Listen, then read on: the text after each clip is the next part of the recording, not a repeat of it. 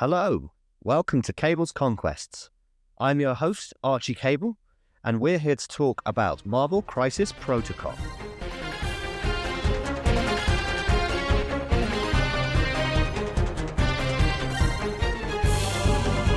The name's Cable. Remember it. Hello, welcome back to another episode of Cable's Conquests. I'm your host for the day, Archie, and I am joined for a very exciting episode by Curtis. Curtis, you're back. I am back. Hi, Archie. Really pleased to be back. I'm fully recovered. A couple of days since I was at the event that we're going to talk through. It was a long drive back, but one we were absolutely buzzing, reminiscing about the days, the weekends gaming. So yeah, really excited to talk about it. Yeah, so it was a full weekend of gaming. We're going to talk about day one today, probably follow up with day two in another episode. But we're talking about UK nations. Well, I went to last year, but sadly I couldn't make it this year. I had a wedding to go to. Which is a shame because you're a title holder, right? You won it last year. Yeah. Alas, I couldn't go back to defend my title, but instead we sent you and the Second Breakfast Club. So why don't you tell us about Nations? Yeah, well, so Nations, I think it's a bit of a regular event now in the MCP calendar. It's up at Stockport, the Element Games up there, which is it's a fantastic shop and gaming space. It's absolutely massive. They support practically all the games and all your hobby needs. And I think it's a regular spot for MCP events as the game's grown really. And UK Nations has become a bit of a staple. It's a 5-player team event with a pure Highlander rule. So for listeners, what we mean by that is within your 5 players, within your team, there can be no crossovers within the roster. And that means no crossovers on characters, no crossovers on tactics cards. And the only crossover can happen in the crisis cards.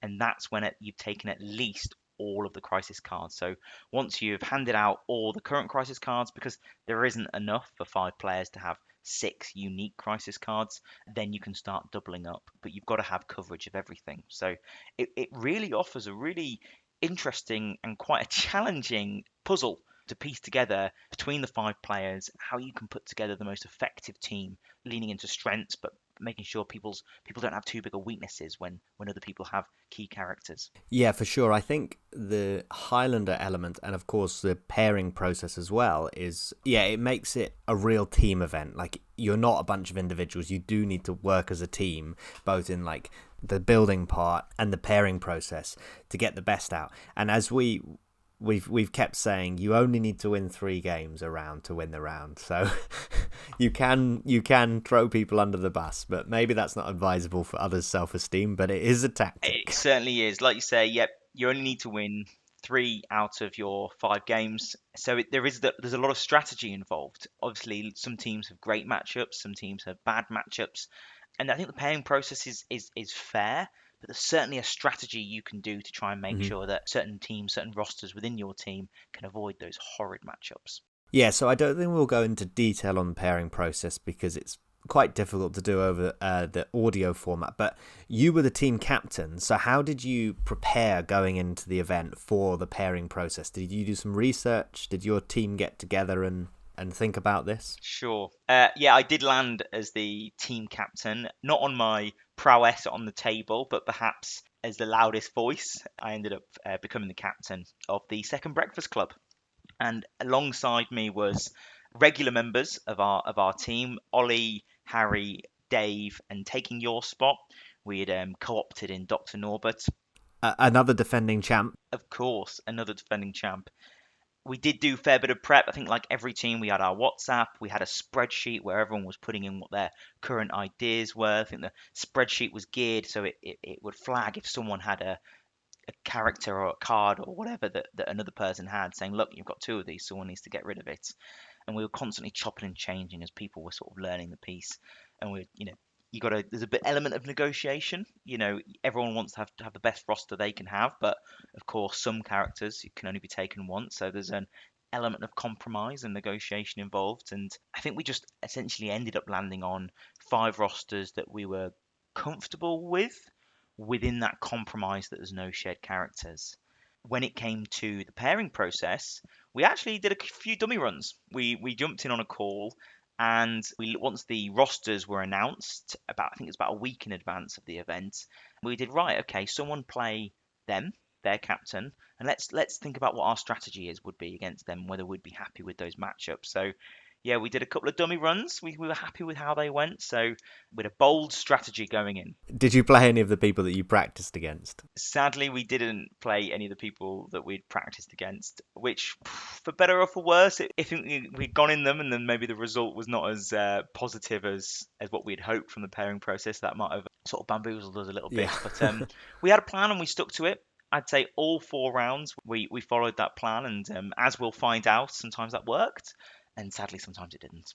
So we're about to hear all about your roster, Curtis. Before we do, why not we introduce the team members? So you did an excellent job this weekend and got a bunch of interviews from people over the course of the weekend. So over the course of this episode, you'll hear from all sorts of people that were at the event, including some of your opponents. But first, instead of introducing the Second Breakfast Club ourselves, why don't we let them introduce themselves for us? Excellent. My name is Norbert Brunhuber, also known as Dr. Norbert, and I'm playing for the vaunted Second Breakfast Club, and I'll be playing Criminal Syndicate. Excellent. Well, welcome to Cable's Conquest, Norbert. It's absolute pleasure to have you on our team for this weekend. What are you most excited about this weekend coming? I'm really excited actually about our pairing process. I think that we practiced it actually and came up with some interesting angles about how to hopefully maximize our chances there. And so I'm looking forward to seeing how that works out. Yeah, it was an interesting process to see how we'd pair certain rosters against others. You're bringing criminals. Yes. And it's a bit of a jack of all trade criminals. Yes. But are there any particular pairings you really want to avoid? Honestly, have the honor of being the all-comers list somehow. I don't know how this happened. The fall guy. So, I'm meant to handle anything that gets thrown my way. So, not to say that I'm confident in that role, but I don't have anything that I'm particularly worried about. That's really great to hear, because I think the rest of us have lots of stuff that we are worried about. So if you can sort of help us dodge those, so that's really great. I suppose Apocalypse is probably going to be the biggest problem. I've yet to win against them in general, but I think a lot of people have that problem. I think a lot of people have that problem. They certainly are alongside Inhumans, one of the big bads that we're expecting to see a lot of this weekend at Nations. Yes, indeed. Who is your most important piece within your roster? Mephisto. That's why I'm back. So 2 years ago, I was at the WTC after playing Criminal Syndicate, focusing a lot on Shadowland Daredevil, and played that roster quite differently than I am now. So I've come back to it, which would seem, for me, usually because I like to change around, it'd be a little odd for me to do that. But Mephisto changes the way that game works so much, and it's very interesting to me that I'm looking forward to. So he's a linchpin. Excellent. Well, I won't make you give away too many of your secrets. Thank you so much for speaking to me, and good luck tomorrow. Thank you so much. Hello, I'm Oliver. I'm on Second Breakfast Club, and I'm playing Defenders with Daredevil. And no Doctor Strange. No Doctor Strange. Well, hello, Oliver. Welcome to Cable's Conquest. Thank you for having me. You're one of my team members, so it's an absolute pleasure to talk to you here. Your Defenders. Who is your favourite character on your roster this weekend? Daredevil, 100%. Daredevil is my favourite comic book character, and I absolutely love him. He let me a little bit down in the last game, but more times than not, he's really tanky. And his spender is game winning, so I love it. Well, I must say we're at lunchtime, aren't we? So we've had 2 games. We won't spoil the results. We'll let listeners sort of come back to that. So what's really, really important for Nations is the pairing process. Yeah, we've thought about it, haven't we? We've practiced. Yeah. What would be a good matchup for you in the pairing process? What would you like to find, and what do you desperately want to avoid? I really want to avoid Apocalypse because he has an answer to a lot of my stuff, and I don't really have any way of dealing with Apocalypse himself outside of Hulk. And if I have to sink 6 threat in Hulk on a matchup like Madman or something like that, it never feels as good. And his little minions have a lot of killing power with the rerolls, especially when it's like Magic and Gambit. And I just can't keep up with that. Of course. And I feel, maybe confident is a strong word, but I feel I can play against anybody outside of Apocalypse. Outside of Apocalypse. Yeah, Apocalypse is pretty nasty. If your counter to it is 6 threat Hulk, who also can take on loads and loads of conditions without being able to get rid of them. Yeah, or, he just gets weighed down. Like, it's one thing to be able to throw APOC, but it's not really enough. But I do feel like my roster is pretty versatile. In our pairing process, we talked about how I can go in the middle somewhere and play whoever they want. Hopefully take whoever, I feel pretty good about that. Yeah, we're really, really pleased with sort of our structure. We've got 2 really sort of fighty attrition sides. We've got 2 sort of can play a bit of both. Yeah. With yourself and Norbert, and then we've got obviously the more extract play with our Inhumans player Dave. So we're feeling pretty confident, aren't we, going into the I feel pretty good. Yeah, I think we can do well. Excellent. Well, thank you very much for speaking to me, Ollie. Thank you for having me. Good luck for the event. Thank you. Hi there, I'm Harry. I am on Second Breakfast Club, of course, and I'm bringing X-Force today. Excellent. Well, welcome to Cable's Conquest. Yet again, Harry. Some of our listeners will recognise you from a couple of episodes ago where you went to the London GT with an X-Force roster. Is it a similar X-Force roster this time for Nations? It is almost exactly the same, apart from a couple of changes. So Pyro is in, and a few tactics card swaps, but pretty much the same idea of lots of throws, lots of damage. Brilliant. And that works really, really well in teams. We quite like it. Obviously, you're on my team. A lot of our opponents won't have brace. So when you can put pressure on them with Cable's throws, feels really, really powerful. Is that sort of the game plan? Yeah, exactly. And just trying to max out rerolls as well from the characters I bring, but definitely the impact of going into a team with no brace when you have loads of throws and also fastball special, Weapon X program is really impactful. Brilliant. And who is your favourite character in the roster that you brought this weekend? It's got to be X23. Everyone thinks, I'll just, I'll daze X23. Then she survives on one, absolutely slams someone with loads of damage. So, yeah, she's a great extract holder, can run around. Right back up, heals, she definitely just punches above her weight constantly. Yeah, she really does. Quite frightening on the table. I imagine with that reroll, unlocking skulls as well, quite fierce. We've got the pairing process, obviously, in Nations. We've done a few practice runs before the event. Is there any matchups you really, really want to avoid and any that you're really hunting down? Unfortunately, Crims is definitely one I do not like because Shadowlands Daredevil can out-attrition me sometimes, and then Kingpin can really have a stronger threat on a lot of key kind of secures and extracts, which makes it just tricky to have the amount of displacement I would need to deal with that kind of roster effectively. But in terms of what I'm looking forward to, I'll say Midnight Suns, as they're often weak to energy, and also I can throw a lot of stuff at them. But yeah, pretty much anyone with no brace, I'm feeling pretty happy about. Yeah. Fantastic. Well, good luck for the weekend. Thank you very much for speaking to me, Harry. We'll see how you get on the rest of the day. Thanks. Hi, I'm Dave, playing with the Second Breakfast Club, and this weekend I'm playing Inhumans. Ooh, the big baddies of the event. Absolutely. Who are your most important pieces in your roster this weekend? I would say, without a shadow of a doubt, it would be Karnak and Gorgon, because they've basically turned that affiliation on to the big bad that they are now. And what makes them so special? Karnak being the ultimate battery, and Gorgon just being a slightly overtuned free threat for most situations. Excellent. And you're, like you said, you're Second Breakfast Club. You're on my team. Excited? Are you confident for us this weekend? Really excited, really confident we're going to have an amazing time. Doesn't really matter where we finish because we've been building up to this all year, and even at the singles events, it's felt like we're at a team event. So just over the moon. Excellent. And in the pairing process, obviously with team events, try and get those favourable matchups. Are there any matchups you really want to get, or any that you'd really like to avoid? I think I'd like to avoid the big attrition teams. Most of all, everybody else, I feel like Inhumans have a pretty good shot into. Excellent. Well, thank you very much for speaking to me, Dave, and good luck for tomorrow. You too. Okay, so we've heard from your teammates. We've introduced them. Now let's introduce your roster, Curtis.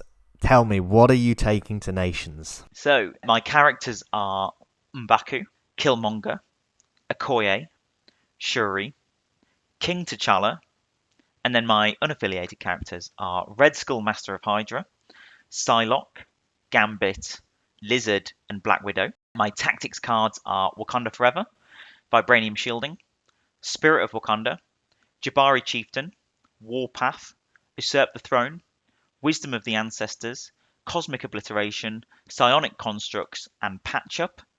And my crisis, starting with my secures, are Deadline to Destruction, Mayor Fisk, and Infinity Formula. And then my extracts are Skrulls, Alien Ships, and Scientific Samples. Interesting. Okay, so I think we can work out that it's a Wakandan roster. Yes, yeah, absolutely geared towards Wakanda. And I think you can probably tell by some of the big heavy hitters in here, the likes of Red Skull and Psylocke, I'm probably wanting to play M'Baku. Yes. So what is kind of your core characters? What characters do you want to see the table as much as possible? So I think the most important damage output in this roster comes from my 2/5 threats. So King T'Challa being an affiliated 5 threat, he is just an absolute monster. He's either getting beaten up or his mate's getting beaten up. Either way, he's getting power because of his superpower, which when friendly characters take damage, he gains a power. Which means that he's always got his bound online, and quite regularly he's got his spender online. His bound allows him to place within 2, and also add 2 additional dice the next time he does a vibranium spear, which is his builder, which is 6 dice energy. That goes up to 8 dice. If I'm within 2 of the target, I get 2 rerolls. But if I'm just within the 3, which is the range, but not within 2, then I get to push them towards me. So he is a mobile beater and probably the core character in this roster. And then the other 5 threats, Red Skull, Master of Hydra. This guy is nuts. Not only does he bring the best grunts in the game, the fact that his grunts score secures, they've got slightly more health than others. And not only are they scoring secures, they can interact with secures for free. So pay to flips, they're absolute champions on. And they've also got a range 4 attack. But they're not here for their attack. They're here for that secure game. Because Red Skull, his damage output is absolutely insane. He's got his 6 dice gainer, but the fact that he can spend 2 to empower his gauntlets and count blanks, it's quite often you're rolling 6 dice and getting 6 damage. He is absolutely nuts, and he doesn't gain power very well. It's only a gainer, that attack, and it does cost 2 to empower his gauntlets. But his ability to take damage, then gain 2 power, always means as long as you've got some health pool left, he's online. So as often as I can, I'm trying to bring them. Yeah, as you say, King T is a key character. I assume you want people to be attacking you round 1 to get that bound online. So which characters get beaten up round 1 in your Wakanda roster? So if they're, I'm trying to bring them every game from 16 threat upwards. Of course, I'll bring M'Baku and Okoye. And if those characters that are getting beaten up, it's quite often it's those. It feels like I'm playing with fire, having M'Baku be the one to go up and pick up an extract. But he's got 7 health, and if my opponent isn't bringing energy attacks, he often can take 2-3 attacks before he's getting dazed, so he can hold on to it. And of course, then with the power he's gained, he can have very explosive turn 2s, even if he's been dazed.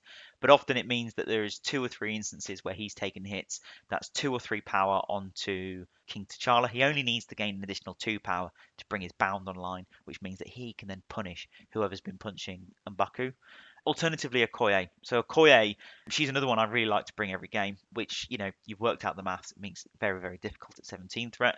But I really, really like my 16 threat, which includes Okoye, because not only is she happy to go up and pick up an extract, she's got her defensive reroll, counts blanks within 2 against physical and energy, so she's quite tanky for a 2 threat. Her bodyguard, the beaters in King T'Challa and Red Skull, they're made of glass. They've got 7 health, but they are 5 threats, so they're prized targets, and they've got no defensive tech other than the 4 dice or 5 if you're lucky being rolled by Red Skull if you catch the attack on his preferred defense, that whichever side he goes into, mystic or energy. So Okoye is great at keeping them alive or being that first extract grab. But at higher threats, that's why Lizard is in the roster as well. Yeah, he can go up and he can reliably take a few punches and power King T'Challa up. Yeah, I guess that 16 threat, only 4 wide, but that's the benefit of Red Skull. You have those grunts that come with you, which essentially give you 5 wide on the scoring and allows you to keep priority. So M'Baku in particular, when he gets power, he can have insane output on his turns. And so I guess him getting beaten up round 1, even if he dazes, if you're keeping priority, then he can then go and have some really explosive turns with Okoye keeping everyone else alive. Exactly that. Like if I've got priority, I'm very, very happy in M'Baku going up, because it's unlikely that I'll lose priority because he'll have been activated. Alternatively, if I'm 4 wide and they're 5 wide at 16, then even if I don't have priority, I'm happy him going up and picking up an extract, because hopefully I'll have gained priority for turn 2. If he dazes, he's waking up with 7 power, 8 from the power phase. That's 2 spenders. And M'Baku that can do 2 spenders can do potentially 4 attacks. Yeah. And if he's also doing those 2 builders as part of that, he might have enough power as well for his throw. Yeah. he only needs to do 2 damage off those triggers. Throw in a Wakanda Forever. Like often if you can time an explosive M'Baku turn with a Wakanda Forever, he can take out a whole team on his own. Yeah. Yeah. Yeah, he's nuts. I don't mind putting him in the firing line. The times I don't want to put him in the firing line is when he's got a high chance of being one shot. I'm looking at you, Black Bolt. With his 6 dice energy attack from range, he can, he's got a pierce on it, and he's got his own reroll. That's really worrying for M'Baku, who's only got 2 energy defense. Yes, I don't really want him being one shot. Yeah. But I guess at your 16, Okoye helps that. So at 17, what do you do? Like, do you stay 4 wide? Do you keep those core characters and upgrade Okoye, but then you lack the bodyguard? Like, how do you manage that? So I had a lot of practice at 17 threat, and to stay affiliated and keep Red Skull in the roster, you need to bring Shuri instead of Okoye. Alternatively, you could like Taskmaster was in versions of this roster, and he could have been in to keep you affiliated. But otherwise, it is Shuri, and unfortunately, I really like Shuri. But to me, she only works on certain maps. Like, she only works on those secures, which act like a box. So she's got great range for her attacks as well as her reroll bubbles without having to move. Otherwise, she can be a little bit of a she's when she's much less efficient. She doesn't get that range. She's not doing enough for a 3 threat. So actually, unfortunately, at 17 threat, Red Skull probably gets dropped. Because I keep the 5Y for scoring, and I replace him with essentially 2 3 threats. So Gambit and Lizard, Shuri, and then an unaffiliated. Or even it doesn't actually. Neither of them need to be affiliated because I'll have M'Baku, Okoye, and King T. So if I want high output, I'll probably think about bringing Gambit and Shuri for the rerolls, and then Gambit being really good. But if I want that first extract grab to not be M'Baku, then Lizard and Gambit are good options as well. And Gambit synergizes nicely with the leadership. He rolls that hit, he pays the power, turns it into a wild, and then with that wild, he can turn another dice into a hit. That's pretty good off 4 dice. Unfortunately, at 17, I have to drop Red Skull. Usually, I feel like I've got maybe other stuff going on that can compensate for his lack of output.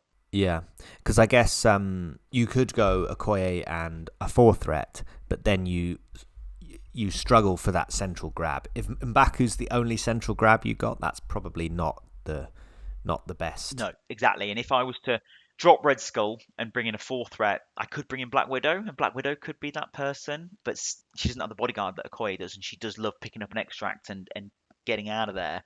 Do I want her on the midline though? I'm not sure. Yeah. And without something like Avengers Assemble in there, I can't reliably get her out of dodge. Black Widow is there for 18 threat when I want to bring Red Skull, because it allows me to take my 16 threat and then bring Black Widow. Because that's the thing, is that you've got a nice 16 threat core that you can essentially at all other threats other than 17 maintain and just add characters. Correct.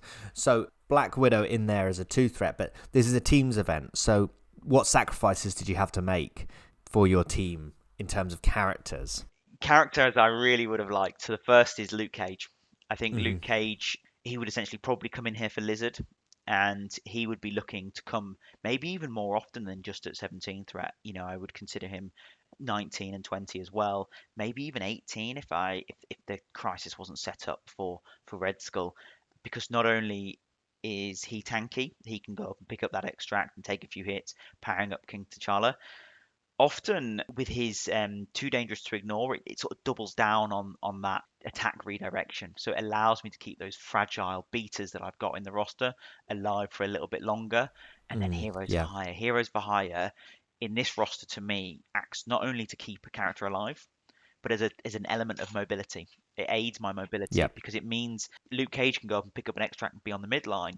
And then maybe King T doesn't quite have the power, or the power comes too late and he's just moved on to a back point, but he'll be within range 3 of Luke Cage. If they then want to punish King T'Challa, then Luke Cage can Heroes for Hire, not only get himself onto the point and off the midline, take the attack for King T'Challa as well. Yeah, but alas, no Luke Cage. Sadly not. You had a Defenders player. So it makes sense. Yeah. So moving on to the tactics cards, you've got pretty, good tactics cards for Wakanda. Wakanda Forever obviously being brilliant. Wisdom of the Ancestors just buffs King T's output.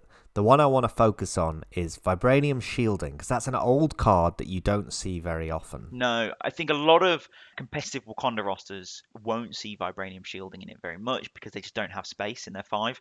They're going to be taking Wakanda Forever. They're going to be taking Wisdom of the Ancestors, Brace and Sacrifice maybe if it, outside of a teams event. This is a teams event. I've only got one restricted card, and that is Patch Up. Again, probably not something I would have chosen. I'd have chosen Sacrifice, but Patch Up, I won't spoil it too much, was a bit of an unsung hero in this. It almost acted like a sacrifice or a brace because it just allowed me to heal up damage outside of my activation. But Vibranium Shielding sort of did a similar job as well. And it only comes when Shuri comes, because I don't have original Black Panther. King T'Challa can't play it himself. In those box crises, those setups that Shuri loves because she's got range over it with her rerolls, range over it with her attacks. If she can then build the power, which is quite likely if she's doing lots of attacks, rolling lots of skulls, she can then do a range 4, range 5 Vibranium Shielding, which similarly probably gets your whole team on those crises. And when you've got, characters that are made out of glass, like I've said, with King T'Challa and Red Skull, even the Grunts would benefit from this, and M'Baku would benefit from this. Having damage reduction on them, that can be clutch. I know it's only to a minimum of 1, so it's not worrying about it's just not stopping that small chip damage. But my big health pools aren't worried about the small chip damage. My big health pools are worried about it when you spike your attacks or you get 2 fairly decent attacks. And my defense dice aren't great on most of my characters. So giving them all in that important turn, giving them all damage reduction, Vibranium Shielding is, I found, a really, really important card. It not only it synergizes with the maps that you bring Shuri on. So when you bring her, for me, it's an every game card. Yeah.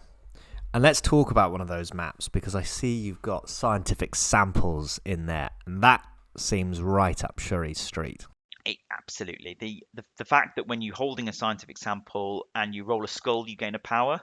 It means, and it's a D shape, which, not super ideal if I want to fight. It's quite spread out, but Shuri can single move onto back point and pick up that extract and have fairly good coverage over the battlefield. Again, I don't want to spoil this, but the games where I played scientific samples, Shuri would move, pick it up, and then not move again all game because she wouldn't need to. And then often, turn 1, she will move, pick it up, attack someone, and then regularly gain 3 power off that attack. 1 for the attack, 1 for rolling a skull for her own superpower, and then 1 for rolling a skull for the scientific sample. If she then goes into turn 2 with 4 power, then whoever is nearby her is getting a decent attack off straight away because they've got her rerolls online. Or if I don't have priority, they're more likely to survive again because her rerolls are online. Yeah, I feel like actually at something like this, which is a 17 threat notably, you could bring Shuri almost as like a pseudo Okoye, in the sense that she gets loads of power with this one, so she can give out all the rerolls, both defense and attack. But also I think she then, most games tend to last, especially with 4 extracts, tend to last 3 or 4 rounds. And so as you say, you bring Vibranium Shielding along and suddenly one of those 4 rounds, and okay, one of the 3 because you're not going to play it round 1, your characters are extremely tanky. Like King T with damage reduction, suddenly that 7 health doesn't seem so bad. Like, Rhino runs around with 3/3/2 defense. Yeah, he doesn't care about that, does he? Because damage reduction just makes a massive difference. So yeah, I think that's quite interesting in probably this like world where we're not having such long games where they're going to 5 or 6 rounds. They're normally only going to 3 or 4. Absolutely. Yeah, and I found that what's really, really important by some of the tactics cards and on some of these maps, like you said, games rarely went past 4 rounds. And quite often I might get beaten up round 3 and it would either hand me priority or load me up with loads of power, and it often meant that round 4 could be game winning. Yeah. Because I'd have the power to set everything up. It would be a Wisdom of the Ancestors turn.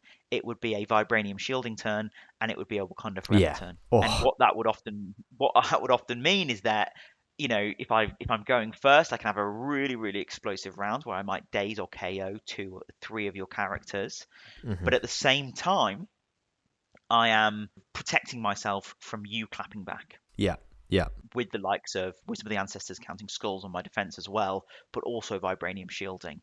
And it was certainly very important in one of my games. Yeah, and Is it in the power phase that you spend For vibranium for shielding, vibranium shielding? No. no, it's active. So it's something you would need priority for, but it doesn't have to be Shuri's activation. But it means that what I mean is that if you have priority, you do a Wakanda Forever turn, you see where the dice falls, and then you're like, okay, they've still got some guys left. Let's vibranium shielding. Yeah. And quite often that's what would be, I'd Wakanda Forever, see what my power situation was at as well, see what the table was lying, and then I might play the likes of vibranium shielding. Yeah. We haven't mentioned one of your Wakandans, and he's a pretty prominent one. He's Killmonger. Killmonger and Usurp the Throne.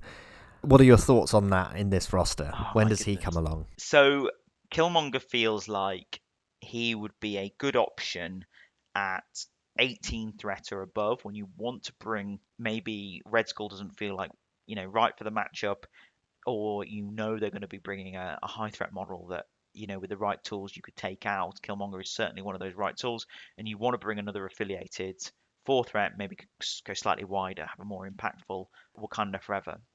Something like Usurp the Throne as well means that you can reliably chase the game, knowing that if you time your swing at the same time you usurp, it can bring the game back into your favor. So it's a great catch up card. It's a great card. You get the VPs immediately as well. Mm-hmm.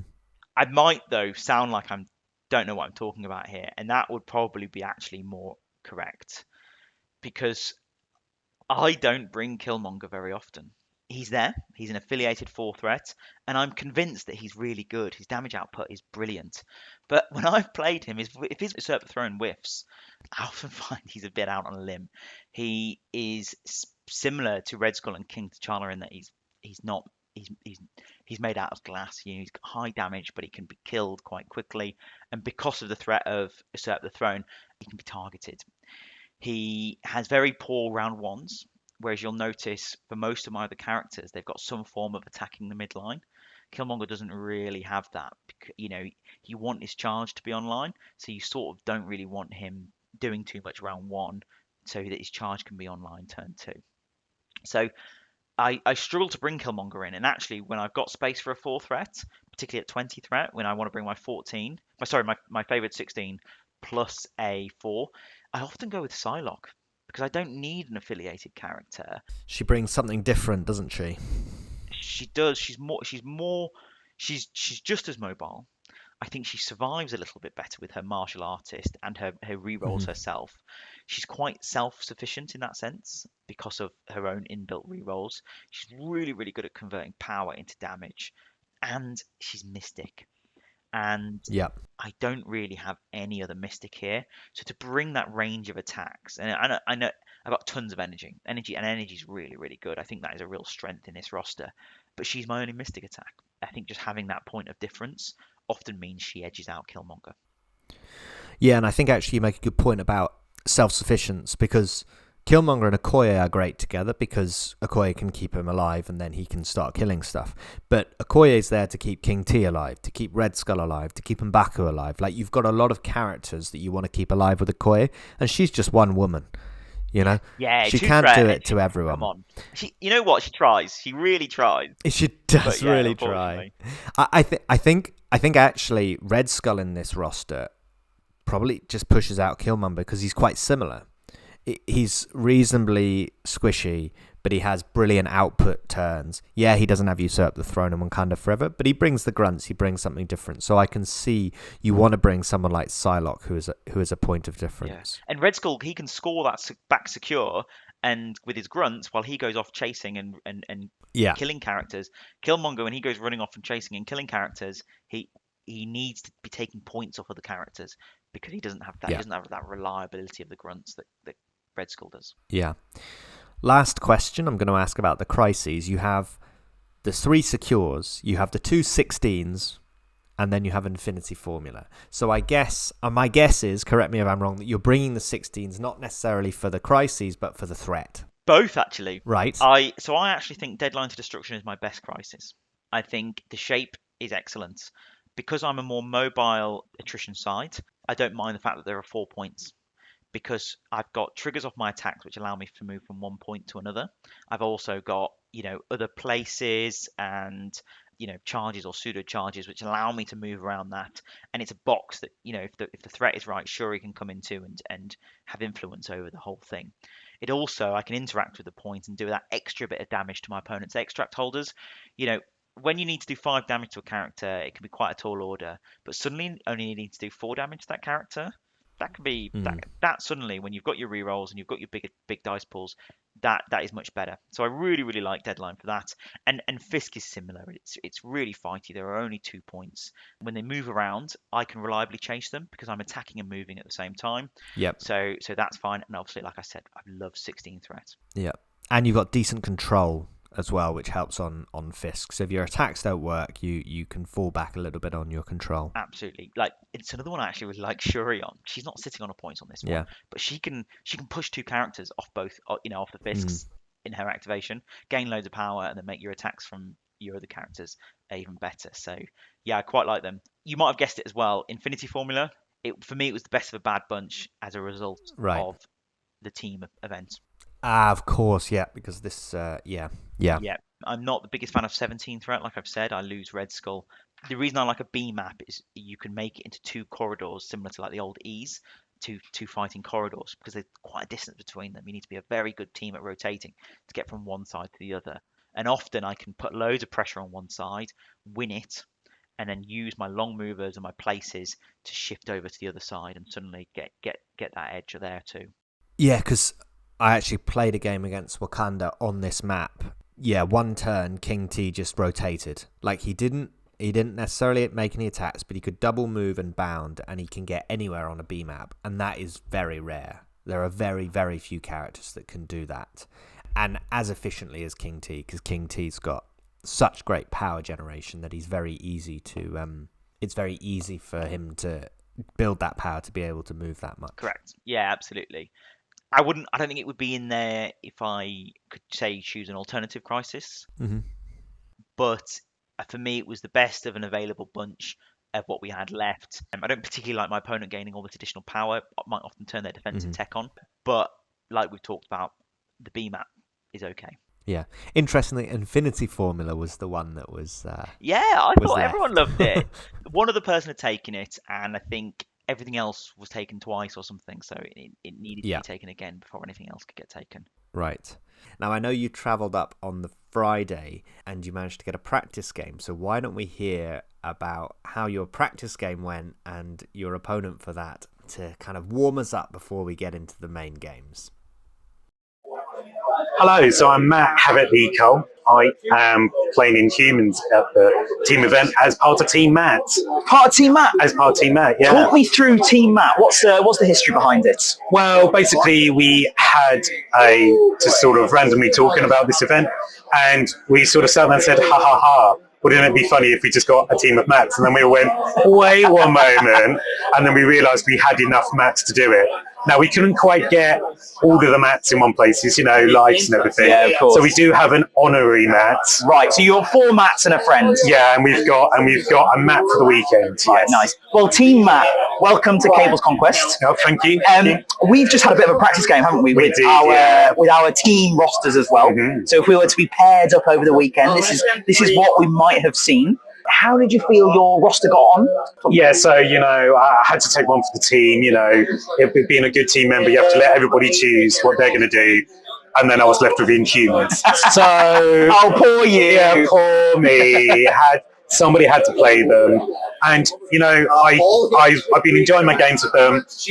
I think the secret to Inhumans is being able to get a good turn 1, which then allows you to have a good turn 2 and 3. And I think that's the bit which I stumble. Characters are great, and I managed to eke out some stuff. But I think that, for me, is just where sometimes I'm finding I'm just running dry, and I think I prefer more opportunistic crews.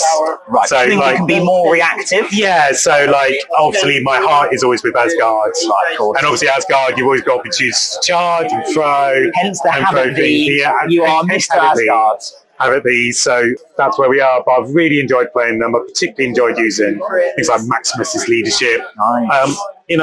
Sometimes you are going to get bounced off that point, but that's why I've got friends who push them back on, like Red Skull and Sorcerer Supreme. So it's that thing. Well, I thoroughly enjoyed our practice game. It was great, and thank you for the game. No, thank you. It ended 16-15. Yes. And I really saw some of the ferocity that humans have at getting on their points early doors. I think at one point you were several points ahead of me, and it was only because I managed to get some very lucky daisies I was able to bring that score back.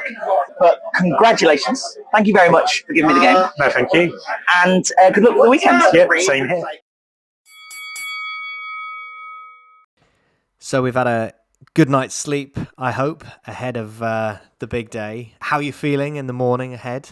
Feeling nervous, but really ready. I shared a room with Dr. Norbert and my other teammate Dave.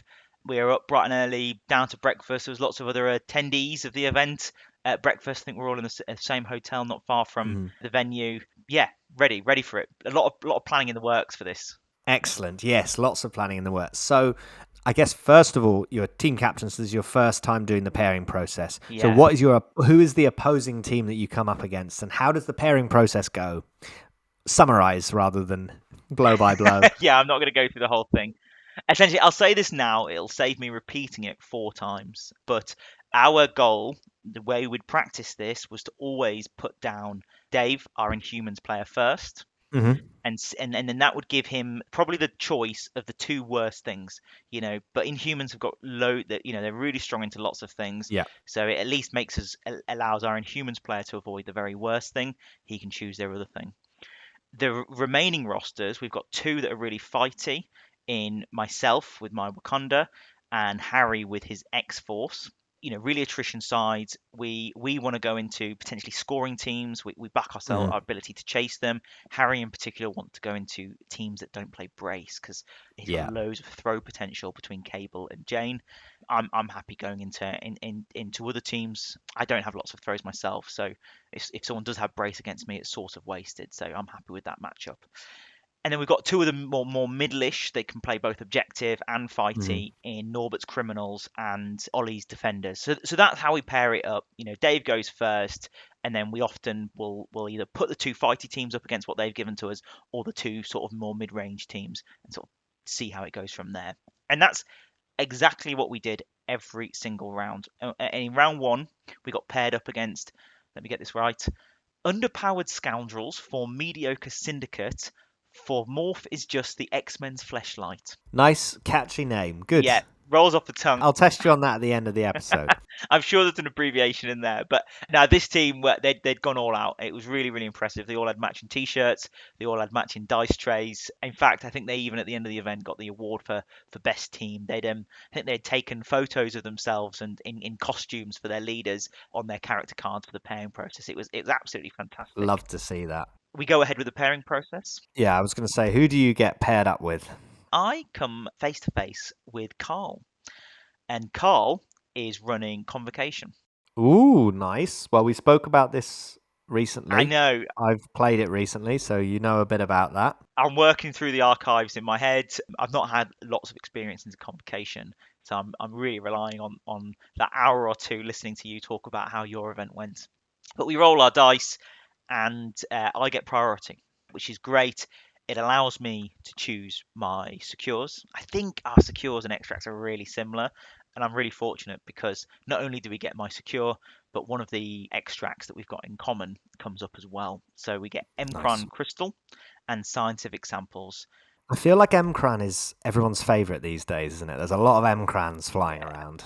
It's almost like the new hammers, but for secures. Like everyone likes it. Scory teams like it because there's 4 of them. It's pay to flips, so they can jump around the board and score the pay to flips there and rotate well. Fighty teams like it because it's a small box. It's like Sword Base was back in the day, and better than Sword Base is 19 threat as well. So that's the big deal. Gives those scory teams an opportunity to bring their toys so they can compete with the fighty teams. And Scientific Samples, for those who aren't familiar, it's a D map, so it's quite spread out. But the reason I like it is because there are 2 on the midline for me to be able to put pressure on. but also when you the first time you roll dice and you're holding one, you roll a skull, you get an additional power. So it's like Beast and Shuri. That's fun. Yeah. So what threat do you go? 19 or 17? So Carl chooses 19. Good. Nice big early game. Yeah, I think it's the right thing to do because he sees I'm more attrition side. He wants to be able to bring as many toys as he can. And his 19 threat looks like this. He brings Doctor Strange, Sorcerer Supreme, Magic, Doctor Voodoo, and then 2 unaffiliated characters in Juggernaut and Toad. Interesting. 2 brotherhoods coming in there. Exactly. Two very good brotherhoods, 2 very good scoring brotherhoods as well. Two characters I like to play a lot. Mm-hmm. To combat this, I bring M'Baku, King T, and Red Skull. I try and bring them as often as I can. Koye, and who else do I bring? Shuri? No, can't be Shuri. It is Shuri. That's 19 threat. It is Shuri, and the reason I really, really like Shuri on this is because she can pick up that home scientific samples, and she's got range 5 to all of the Mcron points. Yeah, that's cool. She loves these box scenarios for the secures, and even better, this is her secure. And she's getting all the power in the world from the sample and skulls. That turn 1, she rolls 6 dice, 1 skull. That attack's now giving her 3 power, which often sets her up for a good game because she's handing out rerolls left, right, and centre. Yeah. So talk me through the rounds. Round 1, you said Shuri's picked up the home objective. Who else? What else happens? So, Shuri's picked up the home objective. On the right, on my right, he's gone with Magic to pick up that side's objective. I've gone with M'Baku to pick my left hand side, and he's gotten his home one with Toad. Nice and safe, Toad. And not much really happens with Toad for the rest of the game. He sort of sits on this. I think late game he comes on to try and flip some M-crams, but it's a pretty safe safe VP for Carl there. But I would say the most impactful thing that happened this round 1 was I'd gone with Red Skull quite early. The grunts went and they get to interact with Mcron for free because his grunts can interact with the secures, and they move on to the right hand point closest to me. They flip it, and Red Skull moves. He gets an attack off it into Magic, but nothing special. And just behind him, Okoye just comes so she can on the Mcron herself. So I've got 2 characters contesting it just in case one of them gets displaced, and she's still bodyguarding Red Skull. And it's a good thing she's there because his Dr. Voodoo goes onto the opposite Mcron, and he's able to get the attack and the throw into the grunts. It doesn't kill them, but it displaces them and throws them into Okoye. But it fell right into my plan. I wouldn't say I was playing for it, but it's the kind of thing that I like to try and set up or at least bait out early doors, because not only did I get a power on King T from the damage from the attack, but I then get 2 more power for the damage of the grunts going into Koye and from the damage that they took from the throw as well. It might have even killed the grunts with that second damage. Don't care at this stage when King T's sitting on 4 power. Yeah, exactly. 4 power turn 1. And what does King T do? He moves, he bounds, he then does an 8 dice energy attack with 2 rerolls into Voodoo. And Voodoo takes damage. Voodoo gets dazed. He just gets 1 shot. Dazed? 1 shot? Yeah. Oh! 1 shot right at the top of round 1. I bet there was a wild in that 8 dice as well, surely. Yeah. It was good dice. I mean, fortunately it felt like it was likely to be good dice. It's with the 2 rerolls, it's like a 10 dice energy attack, which is just absolutely crazy. Yeah. Even on a 5 threat. But I'm pretty sure I got my wild and I was able to use the leadership, and that sort of took him over the edge. Excellent. It sort of left King T in that difficult position. But because round 1, it's really, if you start with priority, it's quite straightforward to keep priority because you're only attacking activated models. Yeah, so you start round 2 with priority. Yeah.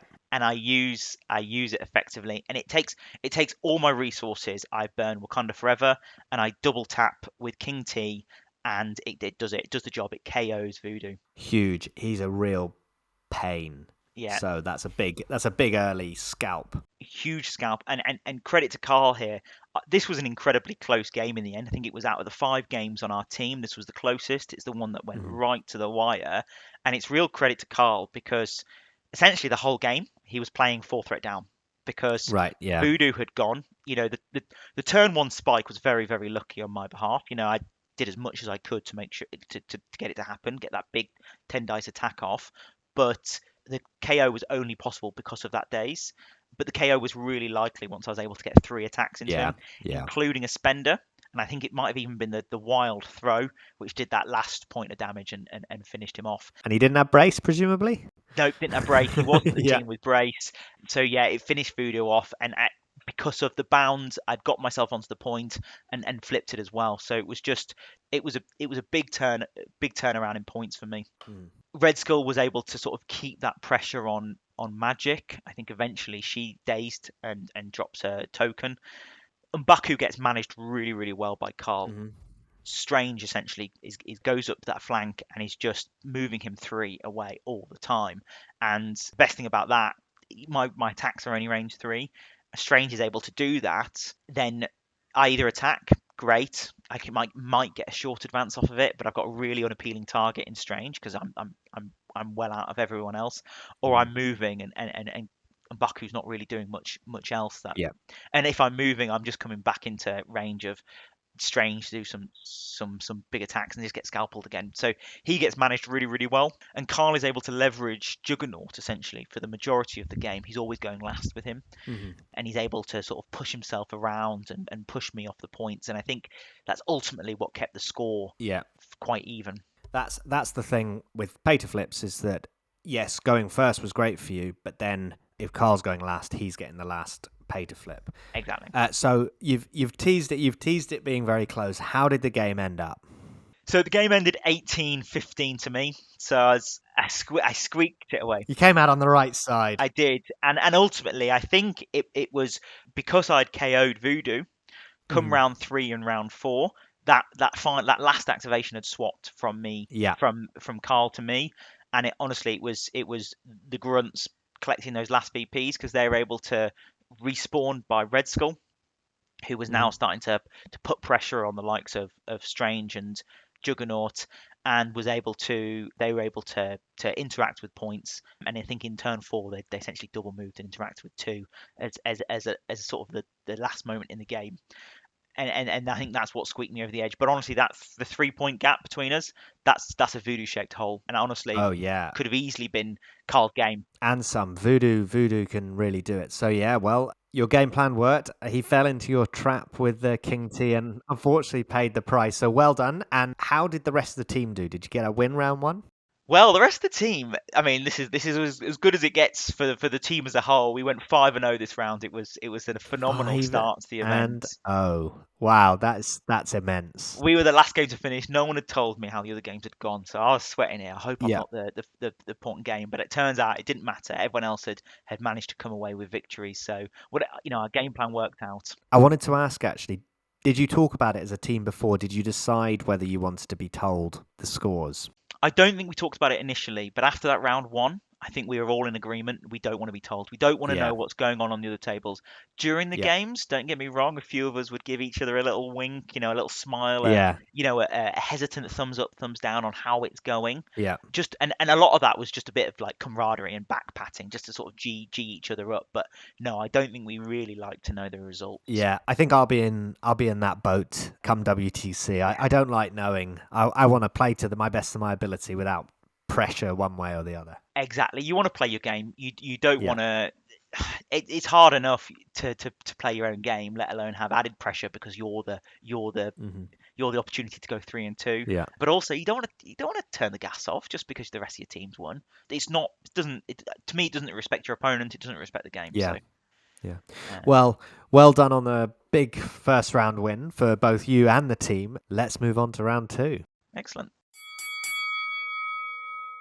The team coming off the back of a big 5-0 round 1 victory. Who do you get paired up to? You must be on the top tables. Who do you get paired into? Well, we get paired up into a team called Swinhuman Royal Family.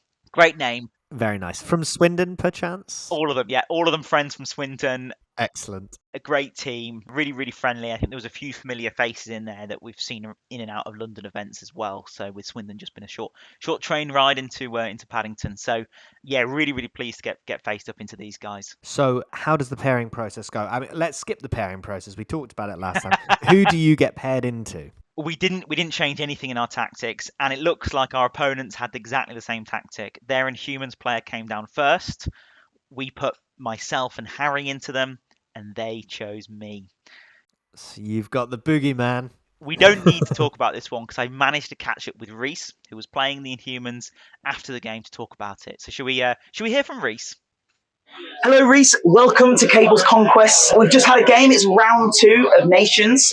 Our team, Second Breakfast Club, has come up against your team. What's your team called? Swinhuman Royal Family. Swinhuman. And are you all local to Swindon? Well, yes. Yeah, we are, actually. Well, one of us has moved to Scotland, but, apart from that, we're all from Swindon. Sounds immaterial. You're all from in and around Swindon. Brilliant. So you're all a local team, all know each other relatively well? Yes. Yeah. Fantastic. Well, we've just had an absolute cracker. When I say an absolute cracker, I've learned some very important lessons. We did the pairing process. You put down Inhumans first, didn't you? Yeah. And then we gave you a choice of either our X-Force or our Wakanda. Yes. Both are aggressive lists. Talk me through your thinking behind going into Wakanda. It was pretty close. I don't know. And what ended up happening was M'Baku died to NDG attack, so that was definitely part of my thinking, was that M'Baku is not a great leader into King Black Bolt, so...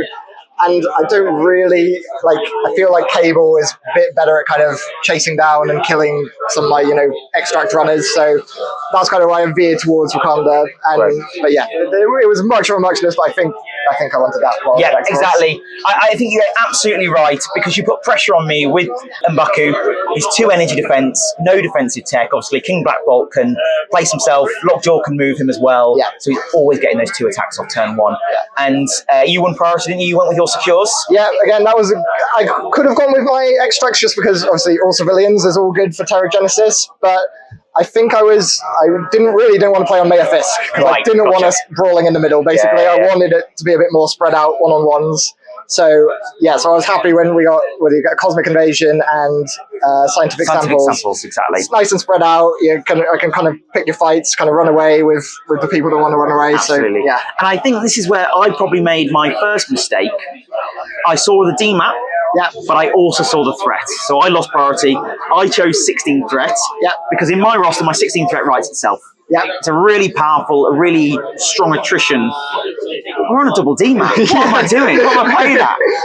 I don't hate Red Skull and stuff, because Red Skull obviously grunts can kind of sit on the back and and run around, and you don't really care if they get smacked and things. But yeah, if you're kind of relying on triggers and things, aren't you, to get, especially with M'Baku and Red Skull, to move themselves around the map. And if you're playing a bit of a game of keep away, then and you can't get the attacks off, then it goes a bit. I think you're exactly right. My ability to rotate around the map fully relies on my triggers, so it fully relies on my dice.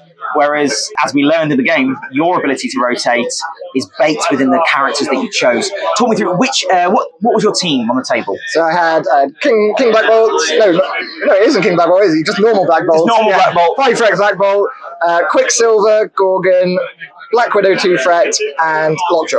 Right. That's why Lockjaw. So you've got Black Bolt, obviously, he can move himself and others with Great Refuge. Yeah. You've got Lockjaw, who can move other characters.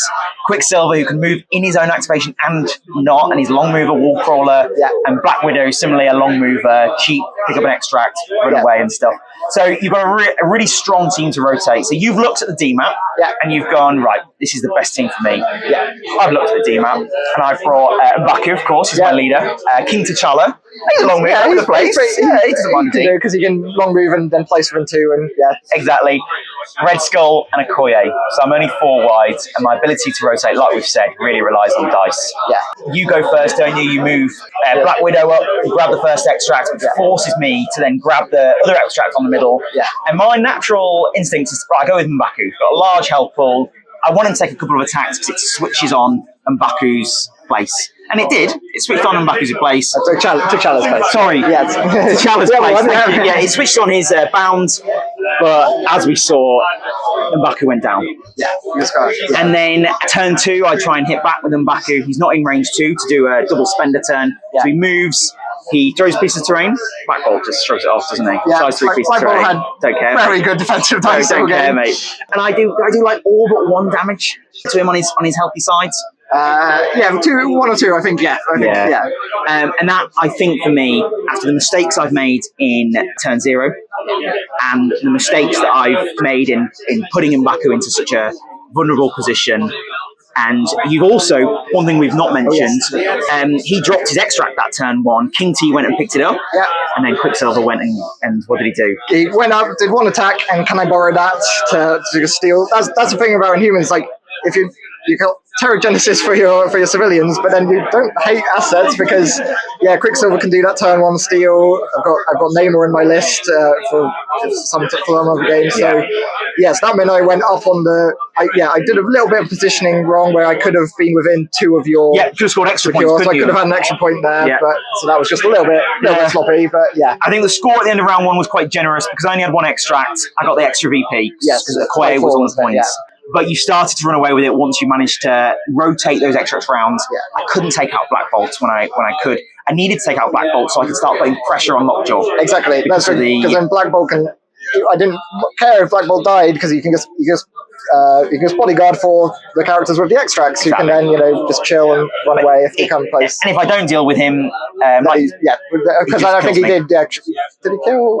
I can't remember if he killed M'Baku that round. M'Baku that round. And then obviously you've got no leadership. You're down a character, and it's all not good. But Reese, you played it so expertly. The movement with Quicksilver, you did the can't catch me. You were able to then use Lockjaw to get him out of there. Then he double moved. So in a single turn, in a single activation, he'd move from one side D to the other on the midline, but via his home, Quicksilver. And that was chef's kiss. And congratulations, Reese. You went away with an 18-11 victory. Fingers crossed, Second Breakfast Club wins the other 4 games, or at least 3 of them. I'm on the opposite end. Fingers crossed the other way. Uncross the fingers. Yes. Thank you so much for coming on Cable's Conquest, and thank you so much for talking to me. It was a great game. Well, it was nice to get the interview, but unfortunately it wasn't the interview we wanted. Unlucky, Curtis. That sounds like a tough game against a good opponent and a good team. How did the rest of the Second Breakfast Club get on this round? Well, I don't know whether this makes my result feel better or worse, but unfortunately we were 0-5 this round. Ouch. Oh, so it's a swing from... You really got the legs cut out from underneath you there. I mean, sounds like they're a very good team, so unlucky. Yeah, they were fantastic. Whether we got the pairing process wrong or whether, no matter what we'd paired up against, we would have had a hard time because they're really, really decent players. I made lots of mistakes. A lot of my teammates' games were a lot closer. But yeah, sadly it was 0-5. Well, you can have a lunch break, go away, regroup as a team, and come back stronger for the second half. Let's go and hear how round 3 gets on. Excellent. So round 3, you've had your lunch, you've reset. Who do you see across the table? Or what team do you see across the table from you, and who are you facing? So we come up against a bunch of players who, a lot of whom have travelled with us, a lot of whom, they're all come from London. It's the Blunderbolts. And lots of familiar names on this team from the London scene. You've got Ollie, Andrea, Angus from the Rapid Fire podcast. He's on this team. Ed, who I've played in previous episodes as well. And probably their flagship player, Patrick Dunford. Wow, big signing for the Blunderbolts this season. Huge signing. So yeah, we're thinking, what are these guys doing on 1-on-1? Yeah, I was going to say that's a tough draw for a 1-on-1, but it is. I mean, it's the beauty of teams events, right? You can't just rely on that one player. It's you win and lose as a team. So yeah, we're excited for this one though because it's going to be a challenging one, but we back ourselves. So, which of those players do you see across the table from you after the pairing process? So again, we didn't change our tactic. We went exactly as we'd planned, and I see across the table the Rapid Fire podcast very own Angus. So it's a battle of the podcasts. Good to hear.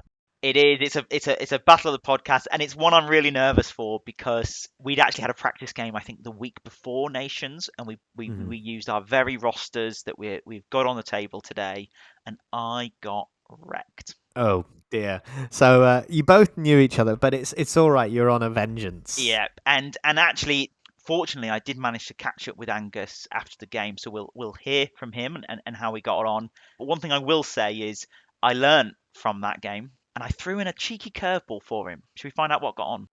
Hello, I'm with Angus here. We've just played our round 3 game at Nations. A bit of a fun one because it was 2 London teams essentially coming up against each other. Yeah. Angus, do you want to introduce yourself, what roster you're playing, and your team as well? Yeah. My name's Angus. I'm playing Cabal, and I'm here with the Blunderbolt. Blunderbolt. Yeah. Blunderbolt's got some big London names on it.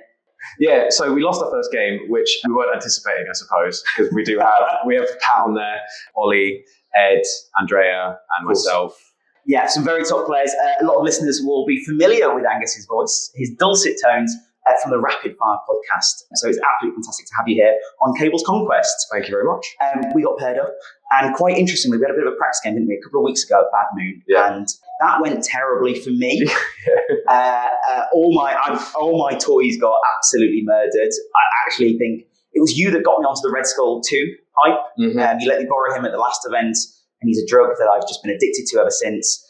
But coming into this game, I thought, you're going to know it better than me. So we went with something a little bit different. I won priority, and I went with my secures. I thought my secures were a little bit more spread out than yours. You're in Cabal, a very killy Cabal. And we drew Deadline to Destruction and Alien Ships. And what threat did you choose? What threat did I choose? It was 17. It was 17. It was 17. Wait, no, I chose 16, mate. I know, I'm taking an extra threat. Yeah, 17. So what was the team that you brought? So I brought Red Skull 3, Master of the World. I brought Ulik, who is a new addition to the list, although we played previously, and he was great in that game. He was amazing, yeah. Yeah. Then I took Nebula, Zemo, and Winter Soldier. So you've gone for more volume of attacks here, and some very mobile killers in the likes of Zemo, Ulik, I mean, even Nebula. Can get around the board with her place and her attack. What was the main thinking? I've been tossing and turning about this list because I've got 2 5s in the list with Mephisto and Ulik. Ulik's great at getting around. Mephisto's great at getting around. I was worried about seeing Red Skull 2 and Baku and King T. That's why I picked 17 and not 16, because I was like, this way you're going to have like Shuri, and I'm fine with you having Shuri who's going to sit on the back, and then Nebula's going to run up to her and kill her. And no bodyguard, right, from Okoye, so probably one of my 5 threats is dying. Yeah, exactly. So I was like, that's great, but you didn't pick that. So my plan was you'll get some daisies, Winter Soldier's there, so when you're getting these daisies, he's going to get to shoot back with efficient gun, with like an efficient got your back, and he pairs up really nicely with Red Skull, of course. Yeah. Yes, because you took the tactics cards, was it sold out? Sold out activated, yeah. So he gets to shoot back if Red Skull takes an attack and doesn't daze. And then if you do daze, he gets to shoot back with got your back. So lots of shooting back. Yeah, I felt pretty good about that. And then you put your team down, and I was like, what on earth is this? I did. I went with a bit of a curveball. I felt so nervous because I opted for King T's leadership. I left M'Baku at home, and I brought King T, Okoye and Shuri. They were my affiliated characters. And then I brought Psylocke and Lizard. My thinking here was, you're going to be better at killing than me, so I need to survive and maybe try and outscore you. Just run around the board, a bit of mobility. And, to spoil it, it sort of worked, didn't it? Did you feel the ball? Did it throw you off? Absolutely. So because Cabal are the way they are, they have a lot of characters that are low health, but very effective and very mobile. The list I took was more or less min-maxed for mobility and damage rather than survivability, because I'm like, we both just, in the traditional Wakanda matchup, we both just kill each other, and then I want to have more things that are killing than you, so I have one at the end and you have none. So you can move, collect all the points, and score and kill. Yeah, but because of what you put down, I was like, okay, this is a way different game. I went in, set my sights on King T. He's a linchpin of the list anyway. He's by far your biggest kill piece. Psylocke's obviously a great secondary killer, but she's still not as effective as him. But because we were on a diamond that was quite close, you set up this nice network of rerolls from Shuri on the back point, and then it was very ballsy, putting Okoye in the middle to go grab something. I was like, well, I'm having some of that. And then I kind of I guess fell into, I don't know if you were planning it to be a trap, but my positioning on the board after the first turn was not great. I hadn't been aggressive enough to get on the points because you had Shuri who's able to control. You have that Wakanda Forever. So I was like, okay, well, I played 2 defensively, I think, in the first round. Yes, yeah. In that first round, I had both Okoye and Lizard go and collect. I had priority, so they collected my extracts. And Okoye, you're right, was really exposed. She doesn't have a high health pool. She was able to survive a Nebula attack. Yeah. But then that put Nebula in a position where I was able to, with Shuri and the leadership, pushing her into terrain, chips and damage, sort of knock her out.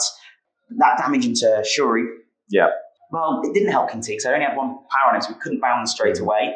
I was aware of that. If you're, by the way, listeners, I don't know if you've talked about this before yet, but if you are playing against Wakanda and they have King T, only hit someone once. Yes. Before he activates. It's really important. And don't do any other damaging stuff, because that counts too. Absolutely, yeah. So, throws into other characters. Yeah. Oh, 2 power there, 2 characters here. Parting shot is one with Bullseye. And obviously Gambit. Those. Absolutely. Be very careful. Only do 1 instance of damage before he activates. Otherwise, he has a great first turn. Otherwise, and before that, it's not that bad, right? Yeah, absolutely.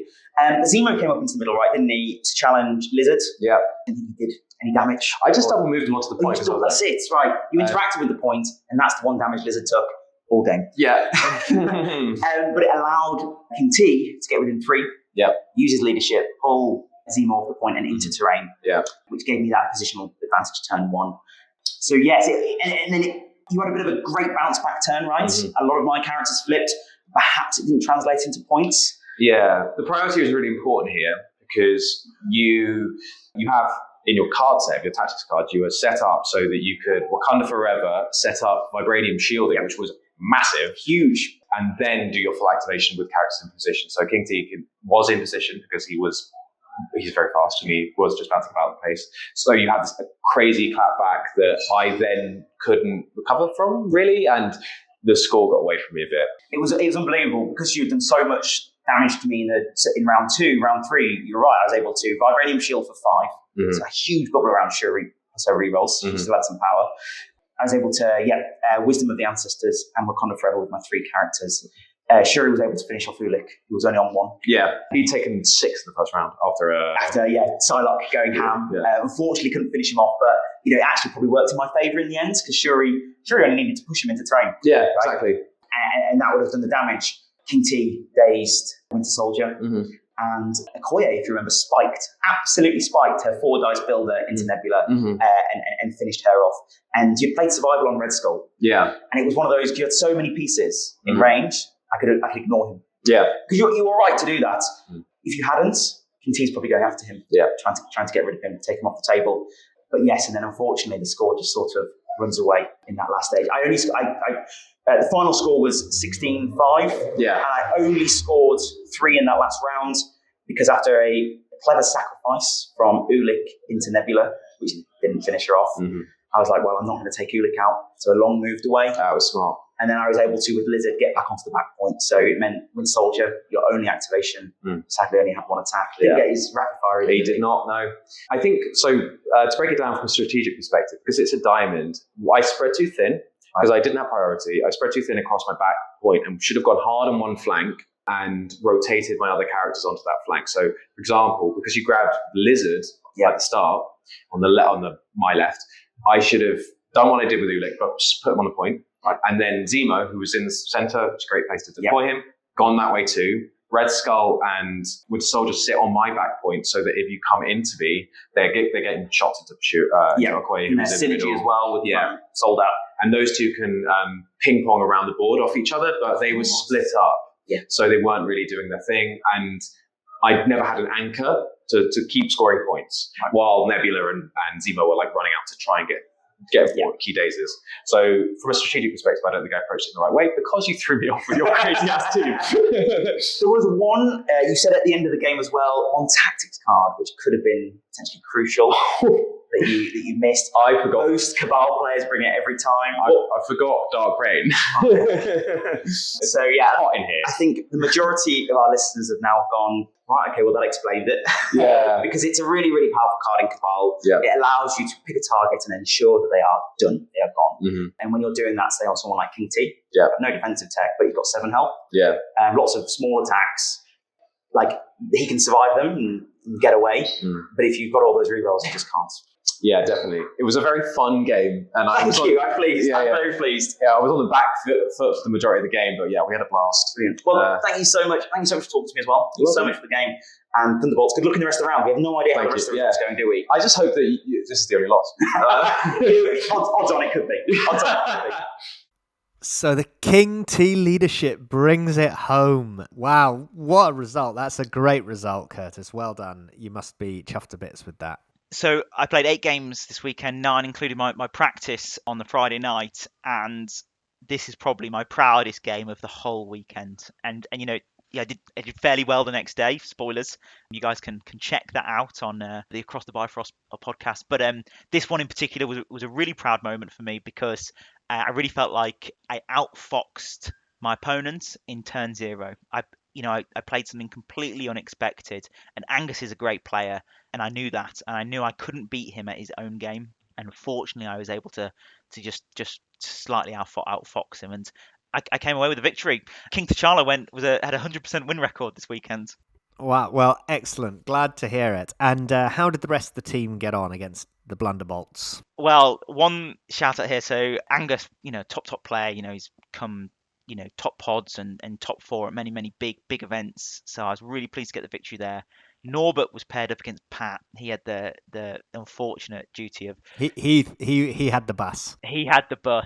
But Norbert overshadowed my win here because he managed to squeak out a 16-15 victory against Pat. Wow. He did what I could not. Unbelievable. Congratulations, Norbert. That's a great win. Huge. And we were hugely proud of him. I think the whole room knew that he'd done it. Yeah. He was so pleased with himself as well. He quoted your game a lot. He felt like what happened to you in that final turn where then, Pat just ran away with the points with just playing to his outs and getting away with them. He felt he did that to Pat. He felt like he was behind, but he saw his outs and he kept on rolling dice. He kept on doing them, and things just went his way. And so really proud. He stuck to his guns. Good. Well, so two big scalps. How did the rest of the team go? Sadly, that's as good as it gets, and we lose 3-2 overall. Gutted.